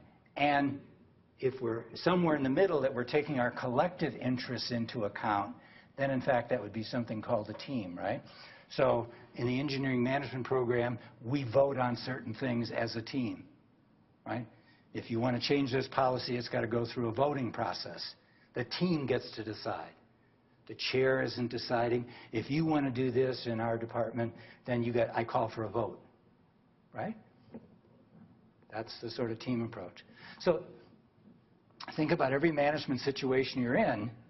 It's going to be some mix of these three things that we've mentioned before, and those correspond to these sort of economic systems, right? So whether we're talking about a country, whether we're talking about a company, or whether we're talking about a family, right?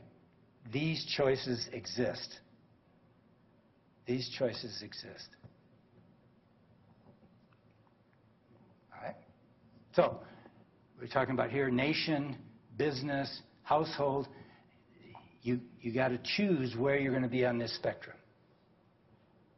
Right? So this is not just a subject of interest to the economist. This is really a question of how are things going to work in my company, in my team? How are things going to work in my family? This is a choice that gets made whether or not you're even conscious about it.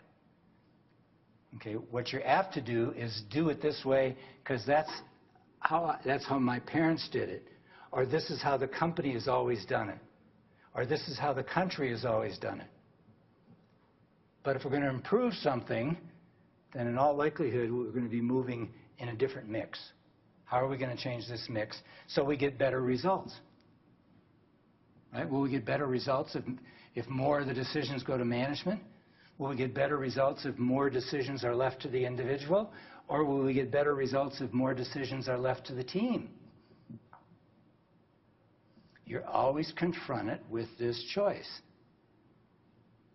Right? So which direction do you want to move? Very, very real decision. Right? Do you trust the team? Do you trust the individual? Or do you trust the manager? And in what things do you trust the manager? And what things do you trust the team? And which things do you trust the individual? As you develop your management style, you will come up with some answers on this. Right? So you as a manager may sort of say, hey, I take everything to the team, right? And we talk about it, we debate it, and then we vote. And that's what we do. Well, then you'd be very team-oriented, right? You think wisdom is going to come out of the team. On the other hand, you may sort of say, I take these to the team, we talk about it, I listen to what they have to say, and then I decide. Right? Or you may go to them and we may talk about it, and then you may sort of say, well, hey, you get this done, you get this done, you get this done, but you let them do it, get it done in any way they want. Except if you're in Toyota, they can't get it done any way they want to do it. They have to do it the Toyota way. Okay.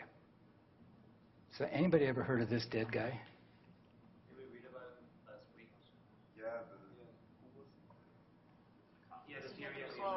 Who had a theory about... No, like the person who, I know him of that post of the class. What was... Is that Milton Friedman talking about no one knows how to build a pencil? Yeah, how did this pencil come to be and so on? Oh, I thought no. Right? Look at all the people who had to cooperate for a pencil to appear. Right? When you needed a pencil. And he said, could any government ever orchestrate this complicated process that results in a pencil being at your desk? Right? And he's probably arguing that only a free enterprise system could produce that. Right? So he was really arguing for what we call capitalism, right? That individuals doing what's in their self-interest. Listen to this. If individuals make their choice, and everybody makes a choice in what's best just for me, I'm not trying to decide on what's best for you, I'm not trying to decide on what's best for the country, I'm only going to decide on what's best for me. And his argument is, right, that if every individual chooses to do what's best for them, then in fact the group as a whole will be better off. Not everybody individually will be better off, but the group as a whole will be better off. That's his argument for capitalism, for letting individuals make free choices. Right? That's Milton Friedman. right? So would he be for a lot of government? No, minimize government, right? Would he be for a lot of management? No, right? Individuals decide. Individuals decide, right? If two individuals decide, right, do it in pure capitalism. So, and that was in one of your readings, right? Okay, so let's take it one step further.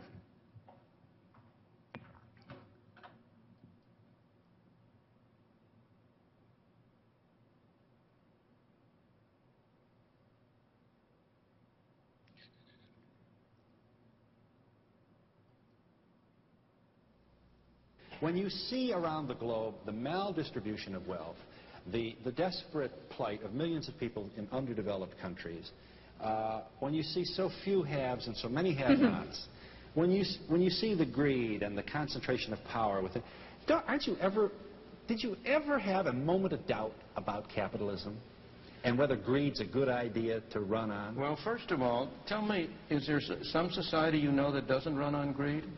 You think Russia doesn't run on greed? You think China doesn't run on greed? What is greed? Of course, none of us are greedy. It's only the other fellow who's greedy. The world runs on individuals pursuing their separate interests. The great achievements of civilization have not come from government bureaus. Einstein didn't construct his theory under order from a bureaucrat. Henry Ford didn't revolutionize the automobile industry that way. In the only cases in which the masses have escaped from the kind of grinding poverty you're talking about, the only cases in recorded history are where they have had capitalism and largely free trade. If you want to know where the masses are worse off, it's exactly in the kinds of societies that depart from that.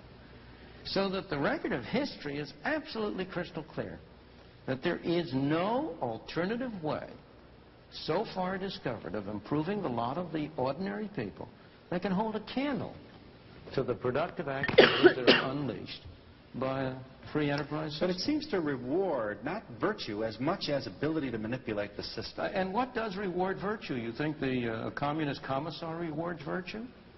You think a Hitler rewards virtue? You think, excuse me, if you'll pardon me, do you think American presidents reward virtue? Do they choose their appointees on the basis of the virtue of the people appointed or on the basis of their political clout? Is it really true that political self-interest is nobler somehow than economic self-interest? You know, I think you're taking a lot of things for granted. And just tell me where in the world you find these angels who are going to organize society for us. Well, I don't even trust you to do that.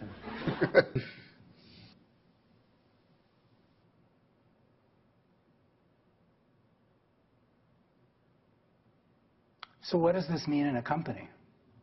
What's he talking about there? Profit.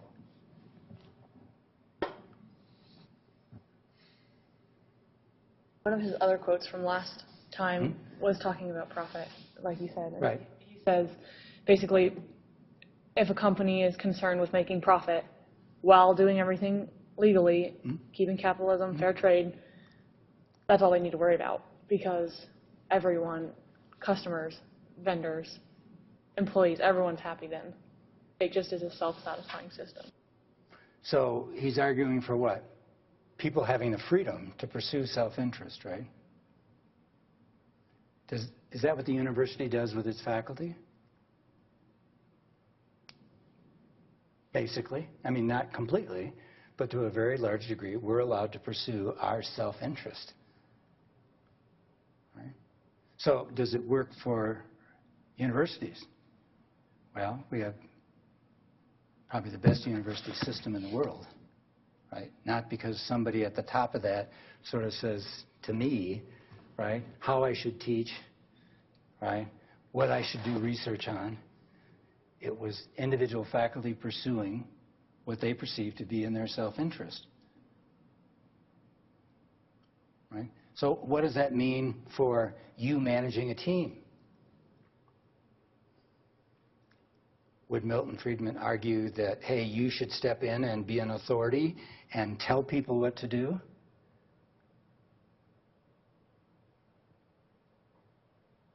and I'm not trying to suggest to you that, hey, what is right for one situation is right for another situation. I'm only trying to get you to realize that there are choices to be made. Keith. I guess in a way, yeah, because you're an individual too, so you're choosing the best interest for you. Right. The manager. You impose your management style, whatever it is, right. onto the team, but he's also argued that the team has kind of the same choice. So everybody's kind of on the same playing field in a way, although we have hierarchy in the structure. Right. Okay. Trouble with socialism is that eventually you run out of other people's money. Right? Could we offer more benefits to our employees? Right? But at the cost of what? Pay. Their pay. Right? So could we as a country offer more benefits to our citizens? Yes, but by where do we get the money? Where does the money have to come from? Right? So the trade-offs. Right? And so who gets to decide? If you leave it to the individual, they may make some, what I view to be stupid choices. Right? If you leave it up to the manager / dictator, right, / wise leader, right, they may force you to consume things that may be of great benefit to some people but of no benefit to other people. Right? So who gets to decide? So here we go. Capitalism would have the benefits go primarily to what? The people who came with the idea, the people who came up with the product, the people who created the company, right? But the benefits of things would go to the individuals who came up with this, right? In most countries, there's a degree of socialism in which there's taxes, right, that are taken from shareholders and taken from employees, right? Taxes taken from them so that we can spread the benefits of this success to other people. Right? So in some countries, this is a small slice. In other countries, it's a large slice. So socialism, taxes, non-discrimination laws, environmental regulations, unemployment insurance, minimum wages, overtime pay, health insurance, those all represent socialism. Right? Should we have more of some of those things?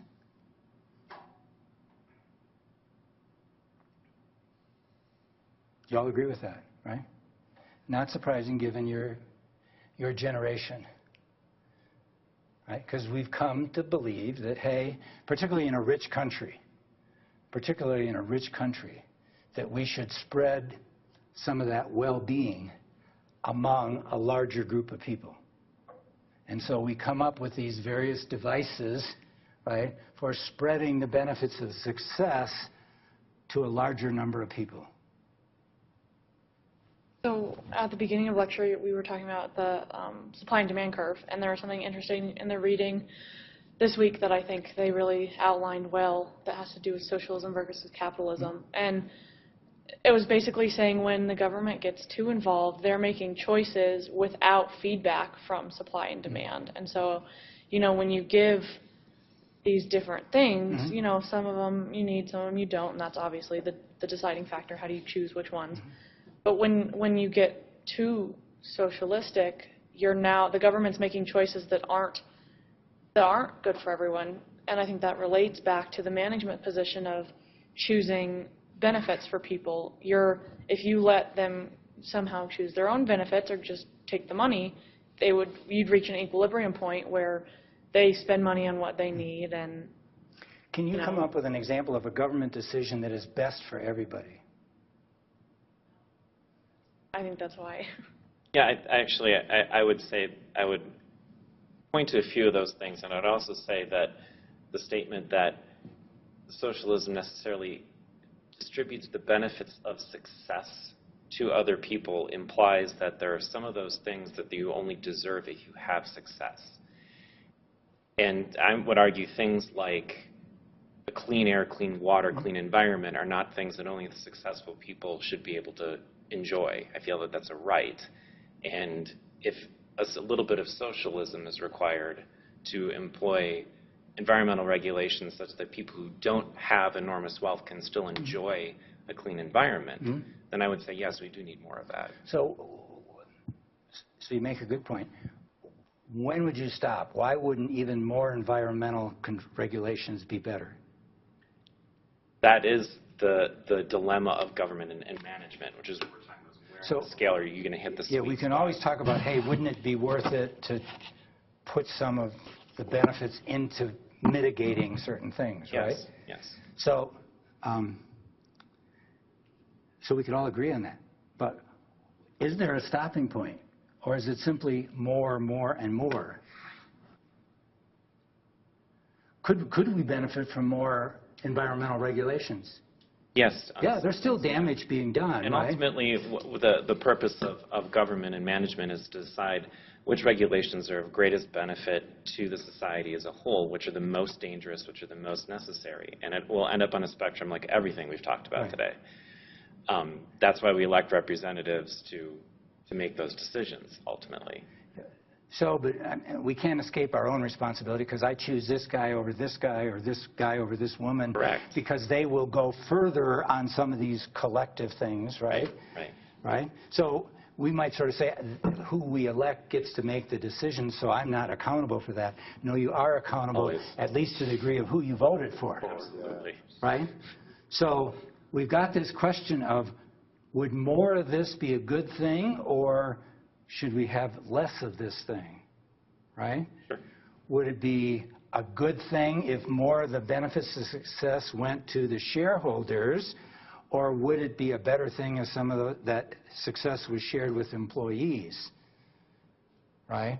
Or would it be a great thing if more of the success was reflected in the CEO's $1 million compensation package, or if we raise the minimum wage in the company, right? So there's always the trade-offs. And the people you have to, in my view, the people you have to be very cautious about, who only see that ever more in one direction is the right answer. There is no stopping point for them until we get to the extreme, right? So one extreme is communism. Everybody's exactly the same, has exactly the same except for the Communist Party. Okay, but skip those. Everybody else lives at the same standard. We've leveled everything, right? So that's one extreme, right? And the other extreme is, hey, the benefits of this go to a small number of people. What is it? There was something like the wealth of 80 people in the U.S., right, equals the combined wealth of the bottom 50%. 8. Huh? 8 people. 8 people, yeah. 8 people. Yeah. So have we gone too far? So I'm just sort of saying, hey, we could move in the direction that now those 8 people represent 75%, right? The next, so that's the direction we could move. Or we could sort of say, hey, now we're only going to allow 20 people to make as much as half of the people. Right? So we always got this direction question, and that's the interesting one. Right? And so but now let's suppose you know what direction it should be. Right? I think we need to be moving in this direction. Is there ever a stopping point? How do you decide when you're going to stop?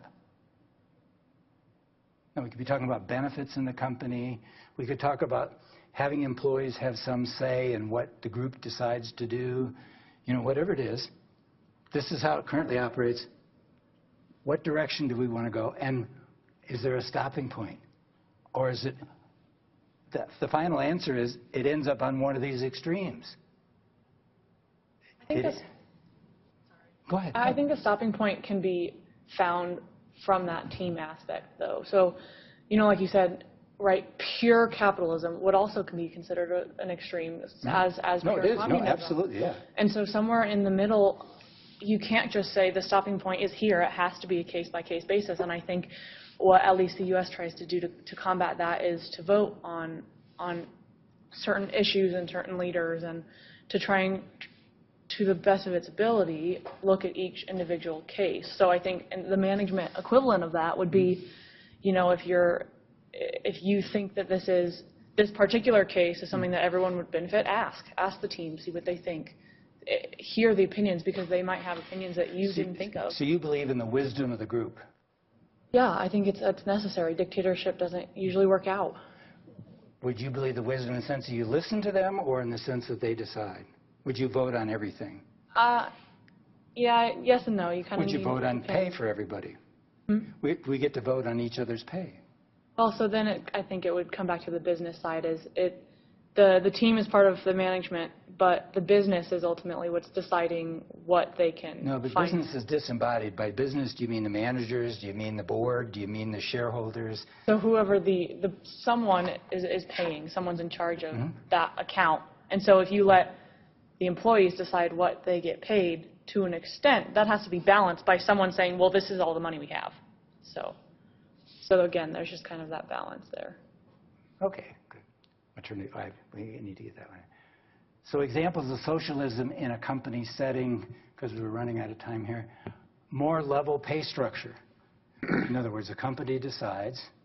By the way, I don't remember the name of the company. There was one a couple of years ago where it was a small company, like 50 employees, and the person who started the company was taking home a couple $1 million a year, and the average pay was something like $35,000 or $40,000.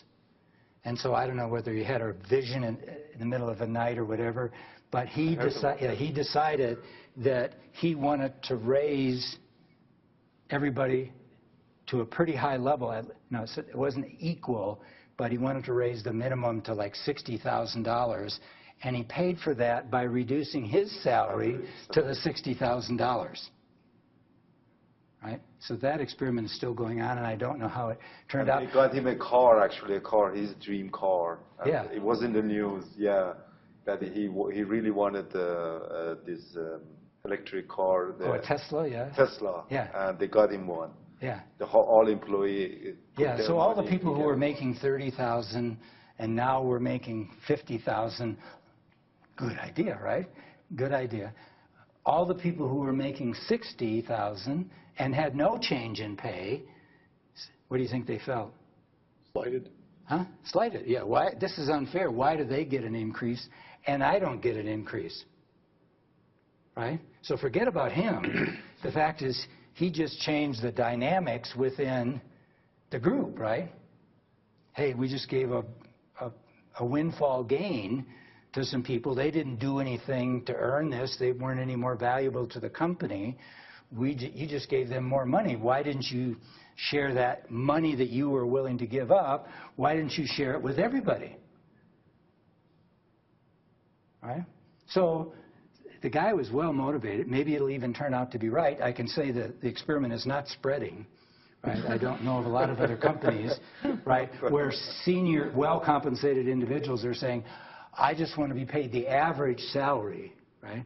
I just want to be paid the average salary. That will free up money to give money to the employees. I've worked in a lot of companies, had my own companies, never done that, okay? But was he well motivated? Yeah, obviously well motivated. It's a socialism experiment, right?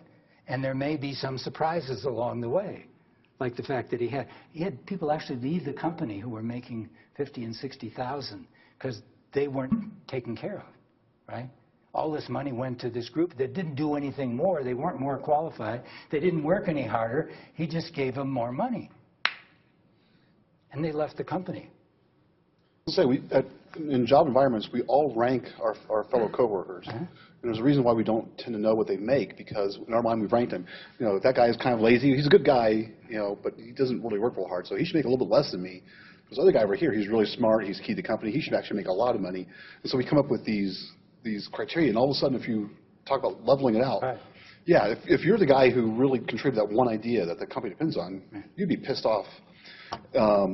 And yeah, I can understand you leaving, because now all of a sudden your idea of who should be making what has been invalidated. Yeah, and if you were to somehow level the pay to some degree within a company, who do you think would leave first? High pay people. The most talented people with the most opportunities.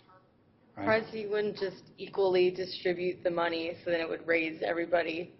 Well, I'm just sort of saying those are the kind of choices you're faced with, right? There's only so much money to be spent on this, so how are we going to spend this money, right? How transparent is the system going to be?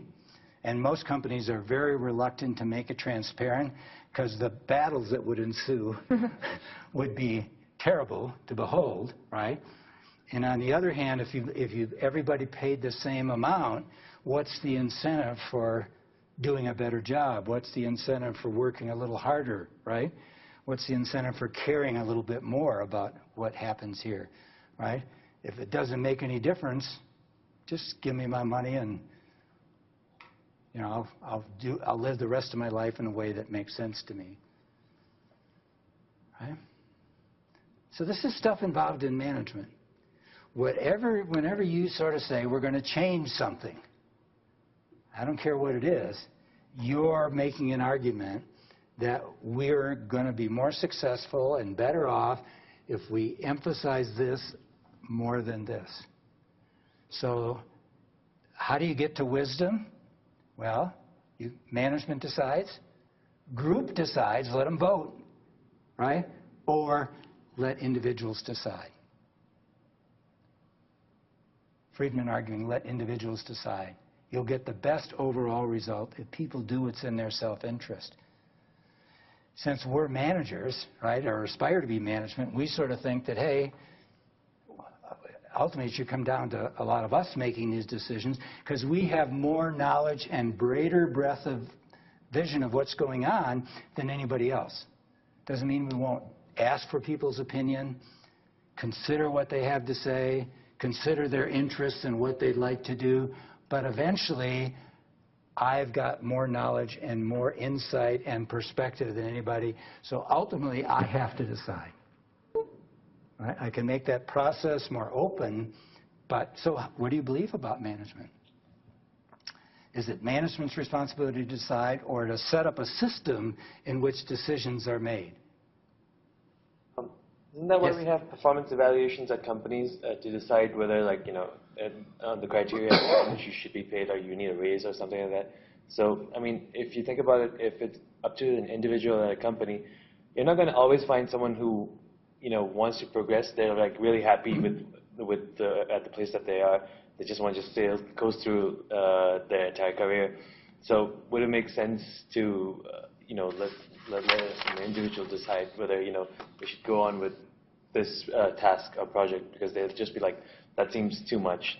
I'll just go with, like, you know, a regular job. So what would you recommend? I mean, isn't that what a manager is there for? Is like to evaluate and see whether their employees are actually, you know, doing the work that they should be doing and being paid for. They should be, you know, paid. Okay. So, a more level pay structure, more benefits, less pay. Manager role rotates. How about this one? You want to have socialism, yeah, you need somebody to make the decisions, but how about that be a rotating thing? Again, the academic world, right, often the chair rotates. Somebody will hold it for X years, and then somebody else will sit in that chair. So why not the same thing? Hey, we've got a team. This month you're in charge. Next month you're in charge. Next month you're in charge. Right? Those would all be examples of trying to level this out. More group decisions and so on. So capitalism is sometimes called free market. A lot of people, particularly people of my generation, less of your generation, were taught to believe in free market, right?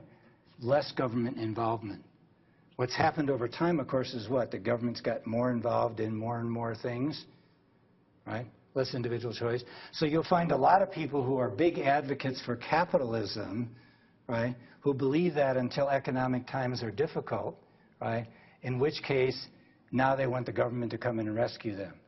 So when we saw the the 2008 sort of crisis, right? All these companies came begging to the government and said, bail us out. And the government then said, okay, we'll save you, but we won't save you. We'll help you, but we won't help you.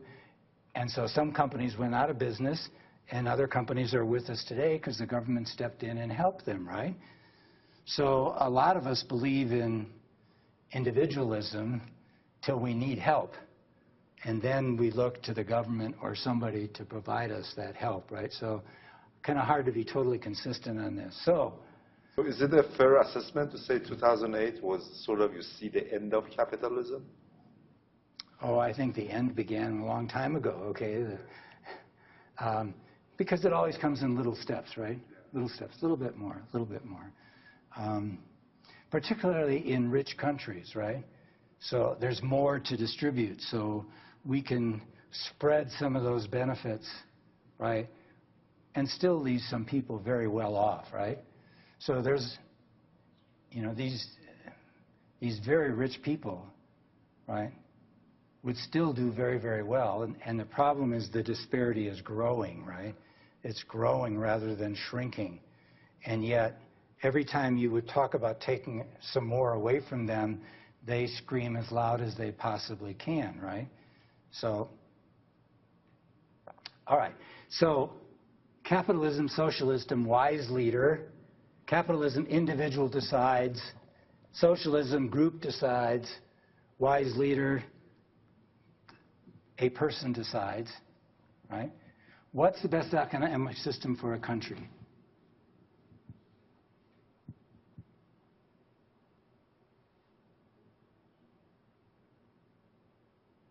What do we have? Are we a democracy? No, but we have what? We're a representative democracy. We get to pick the people who get to decide, right?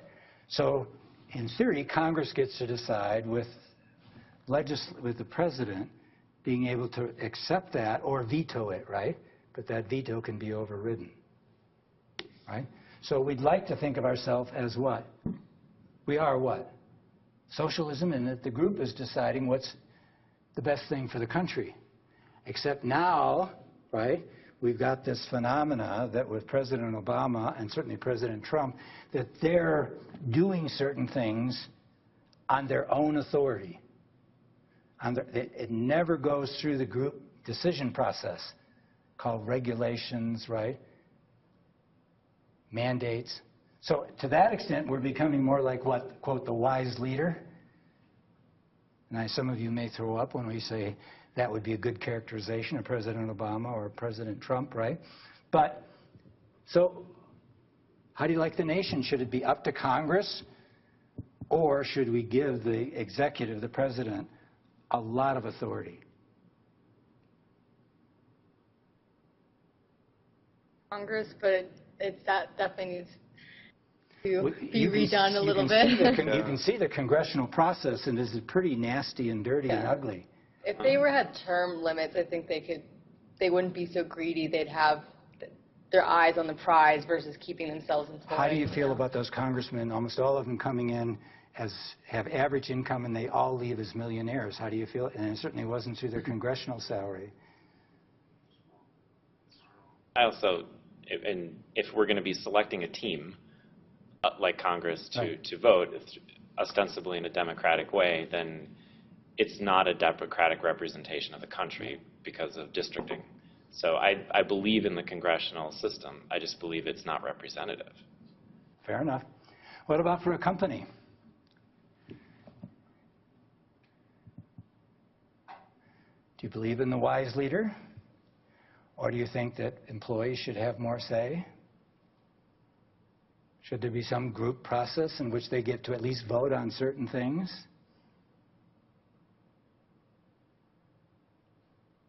Well, we get to choose as employees where we work. I look around, I see the companies that are kind of wise leader type companies, and I personally would never want to work for them. So I would tend to go more toward the socialism, capitalism side, as far as individual or team control. But obviously some of those companies, I'm thinking of Apple with the wise leader, have become quite successful, but they're also very predatory. not the best employer, with, as far Did as... Steve Jobs, was he a dictator? Yeah. / wise leader? The answer is absolutely. But they're very successful. So you can't say that, these companies that are run and the wise leader role. That every company would be better off if we had that, right? No, I don't think they'd be better off, but there's some examples that are really Successful that outstanding way. examples Yep. of success. Yep. What about for households? How do you run your household?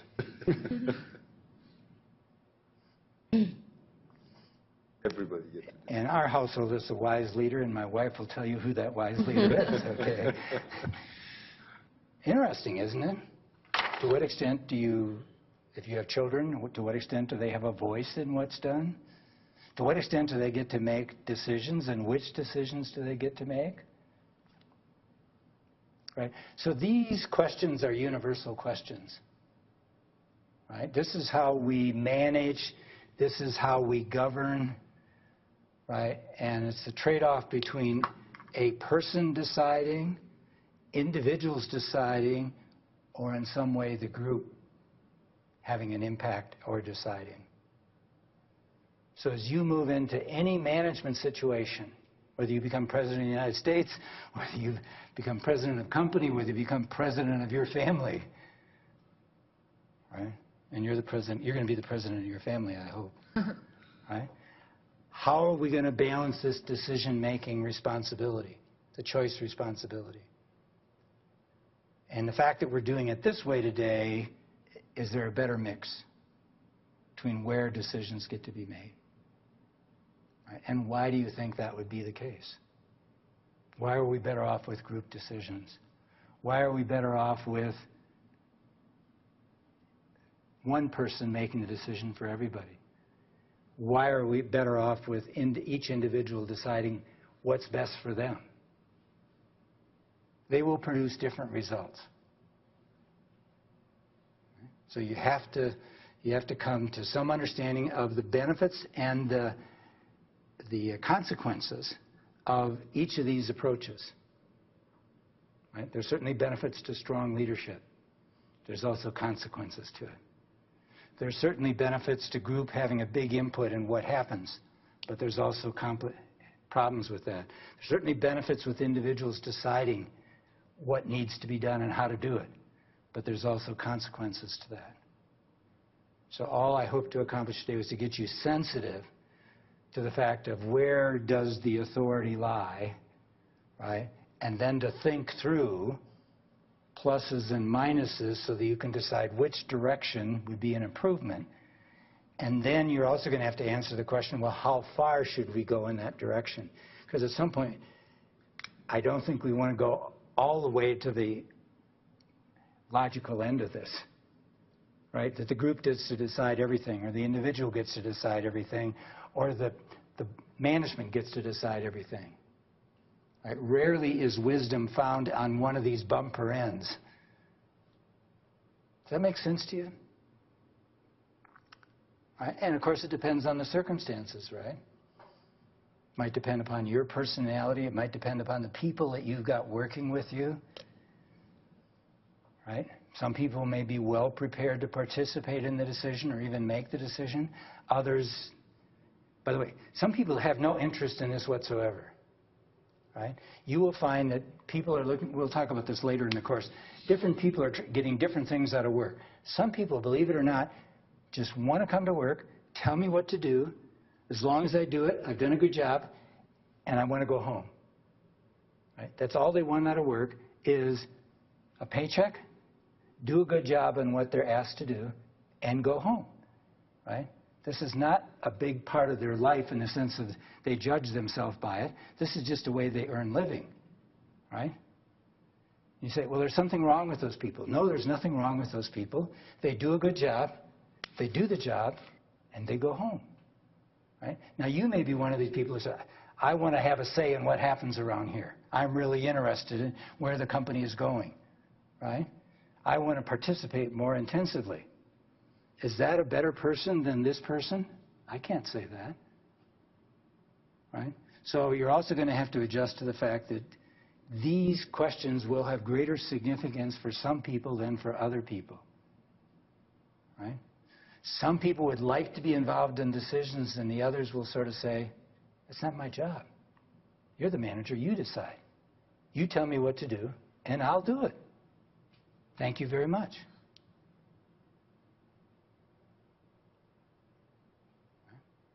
Life's interesting. Life's interesting. Okay. So we had a little section on economic activity. We'll leave that for the economists. Okay, so this will be interesting. What is your takeaway from today? What did you hear anything that was important or something that might impact how you think about management today? Ben? I thought it was interesting, all the you overlaid the economic systems with you know, types of the individual and team management and team. and you kept overlaying those with other Right. different analogies of that, and Right. And then examples of in each category, each column, if you will, and so I guess the takeaway was that every decision has, you know, you push the spectrum one way or the other, Right. and to think about the impacts on both sides of those. That's encouraging that stuck with you, because the economists tend to talk about the nation as a whole. We're interested in this class in companies, but there is a parallel that applies. The words are somewhat different because these are company words rather than nation words. But then the one we didn't spend much time today is talking about the family, and the same thing is true within a family. All three of those are in part economic systems. So as you study one, you're really learning something about all three economic systems. Yeah, actually, that's the thing that I really liked in this class. You know, the snapshots that that you showed, posing different questions in regard to like employee management, nature. To me, and also this last point you just made, that no matter what decision you're making. I mean, when it comes to management and deciding, you decide in one way, but you have to think about it. What is the trade-off, and how far you take it? This chairman of this last company I was with had 6 children, and 4 times a year they would sit down as a family and have a board meeting. And the kids had a vote just like the parents did. And so he ran his family to some extent like he ran his company. Right? And that was really interesting to me. And he was obviously, because he thought that was a good way, quote, to do business, it was also a good way to run the family. Right? So he applied the same sort of thinking to the family as he did to the company. And that was, of course, so far away from any way my family ever operated, right? Didn't operate that at all. But sort of what leads to this thing here about, hey, we're talking about different setting but the same issues. Is this individual decides, group decides, and a leader decides, right? A manager decides. So we always got that sort of thing at work here. In this situation, how should a decision get to be made? Right? And there is not a universal right answer to that. Right? Nate? Yeah, I think for me, talking about the idea of the Toyota process and then applying it to the spectrum too is just constant awareness of where you are, which way to go. That leads to some improvement. Again, it's kind of up to the group or to the manager to decide what improvement means too. But and then decide how far you're willing to go before you change the nature of the beast entirely. Right. Those are the hard decisions you're tasked with. But I like the idea of looking a slider. Right. You know. Right. And you added one important element when you just said that, which is at some point we get to a point, and now the next step is not a direction, but it's a revolution. Right? That this approach has gone as far as it can go, and so now we need to, in some sense, start over. Right? We have to tackle it in an entirely different fashion. Right? So an improvement is not the next step. A revolution is the next step. And that, we obviously you know what that means in a country setting, but it can also be the same thing in a company. The revolution might be you bring in a new CEO, right, who's going to do business in an entirely different way. That is a revolution. Right? So just think about that. So everything's neat and orderly, but then at some point, the whole system gets turned on its head, whether it be a country, whether it be a family, right, or whether it be a company. And when we turn it on its head, wipe all that, we call that a revolution. And sometimes that's the right answer. We didn't talk about that today, but your comment brought that to mind. Megan. I guess my takeaway was how much of an impact the individuals do have to the system. I mean, they could have had previous employees and they had a certain system that worked when they had them employed, and if they have new ones, that could just not work at all, depending on how their personality or something. So it's just interesting to me. Yeah, I agree with that. I mean, it has to take into account the individuals, right? I mentioned the individual who just wanted to go there, do a good job, go home, right? You could talk about a different set of individuals who felt willing to dive in, put the hours in, put the conversations in, then you may approach it in a different way. I was actually honestly a little bit confused by the whole capitalism aspect.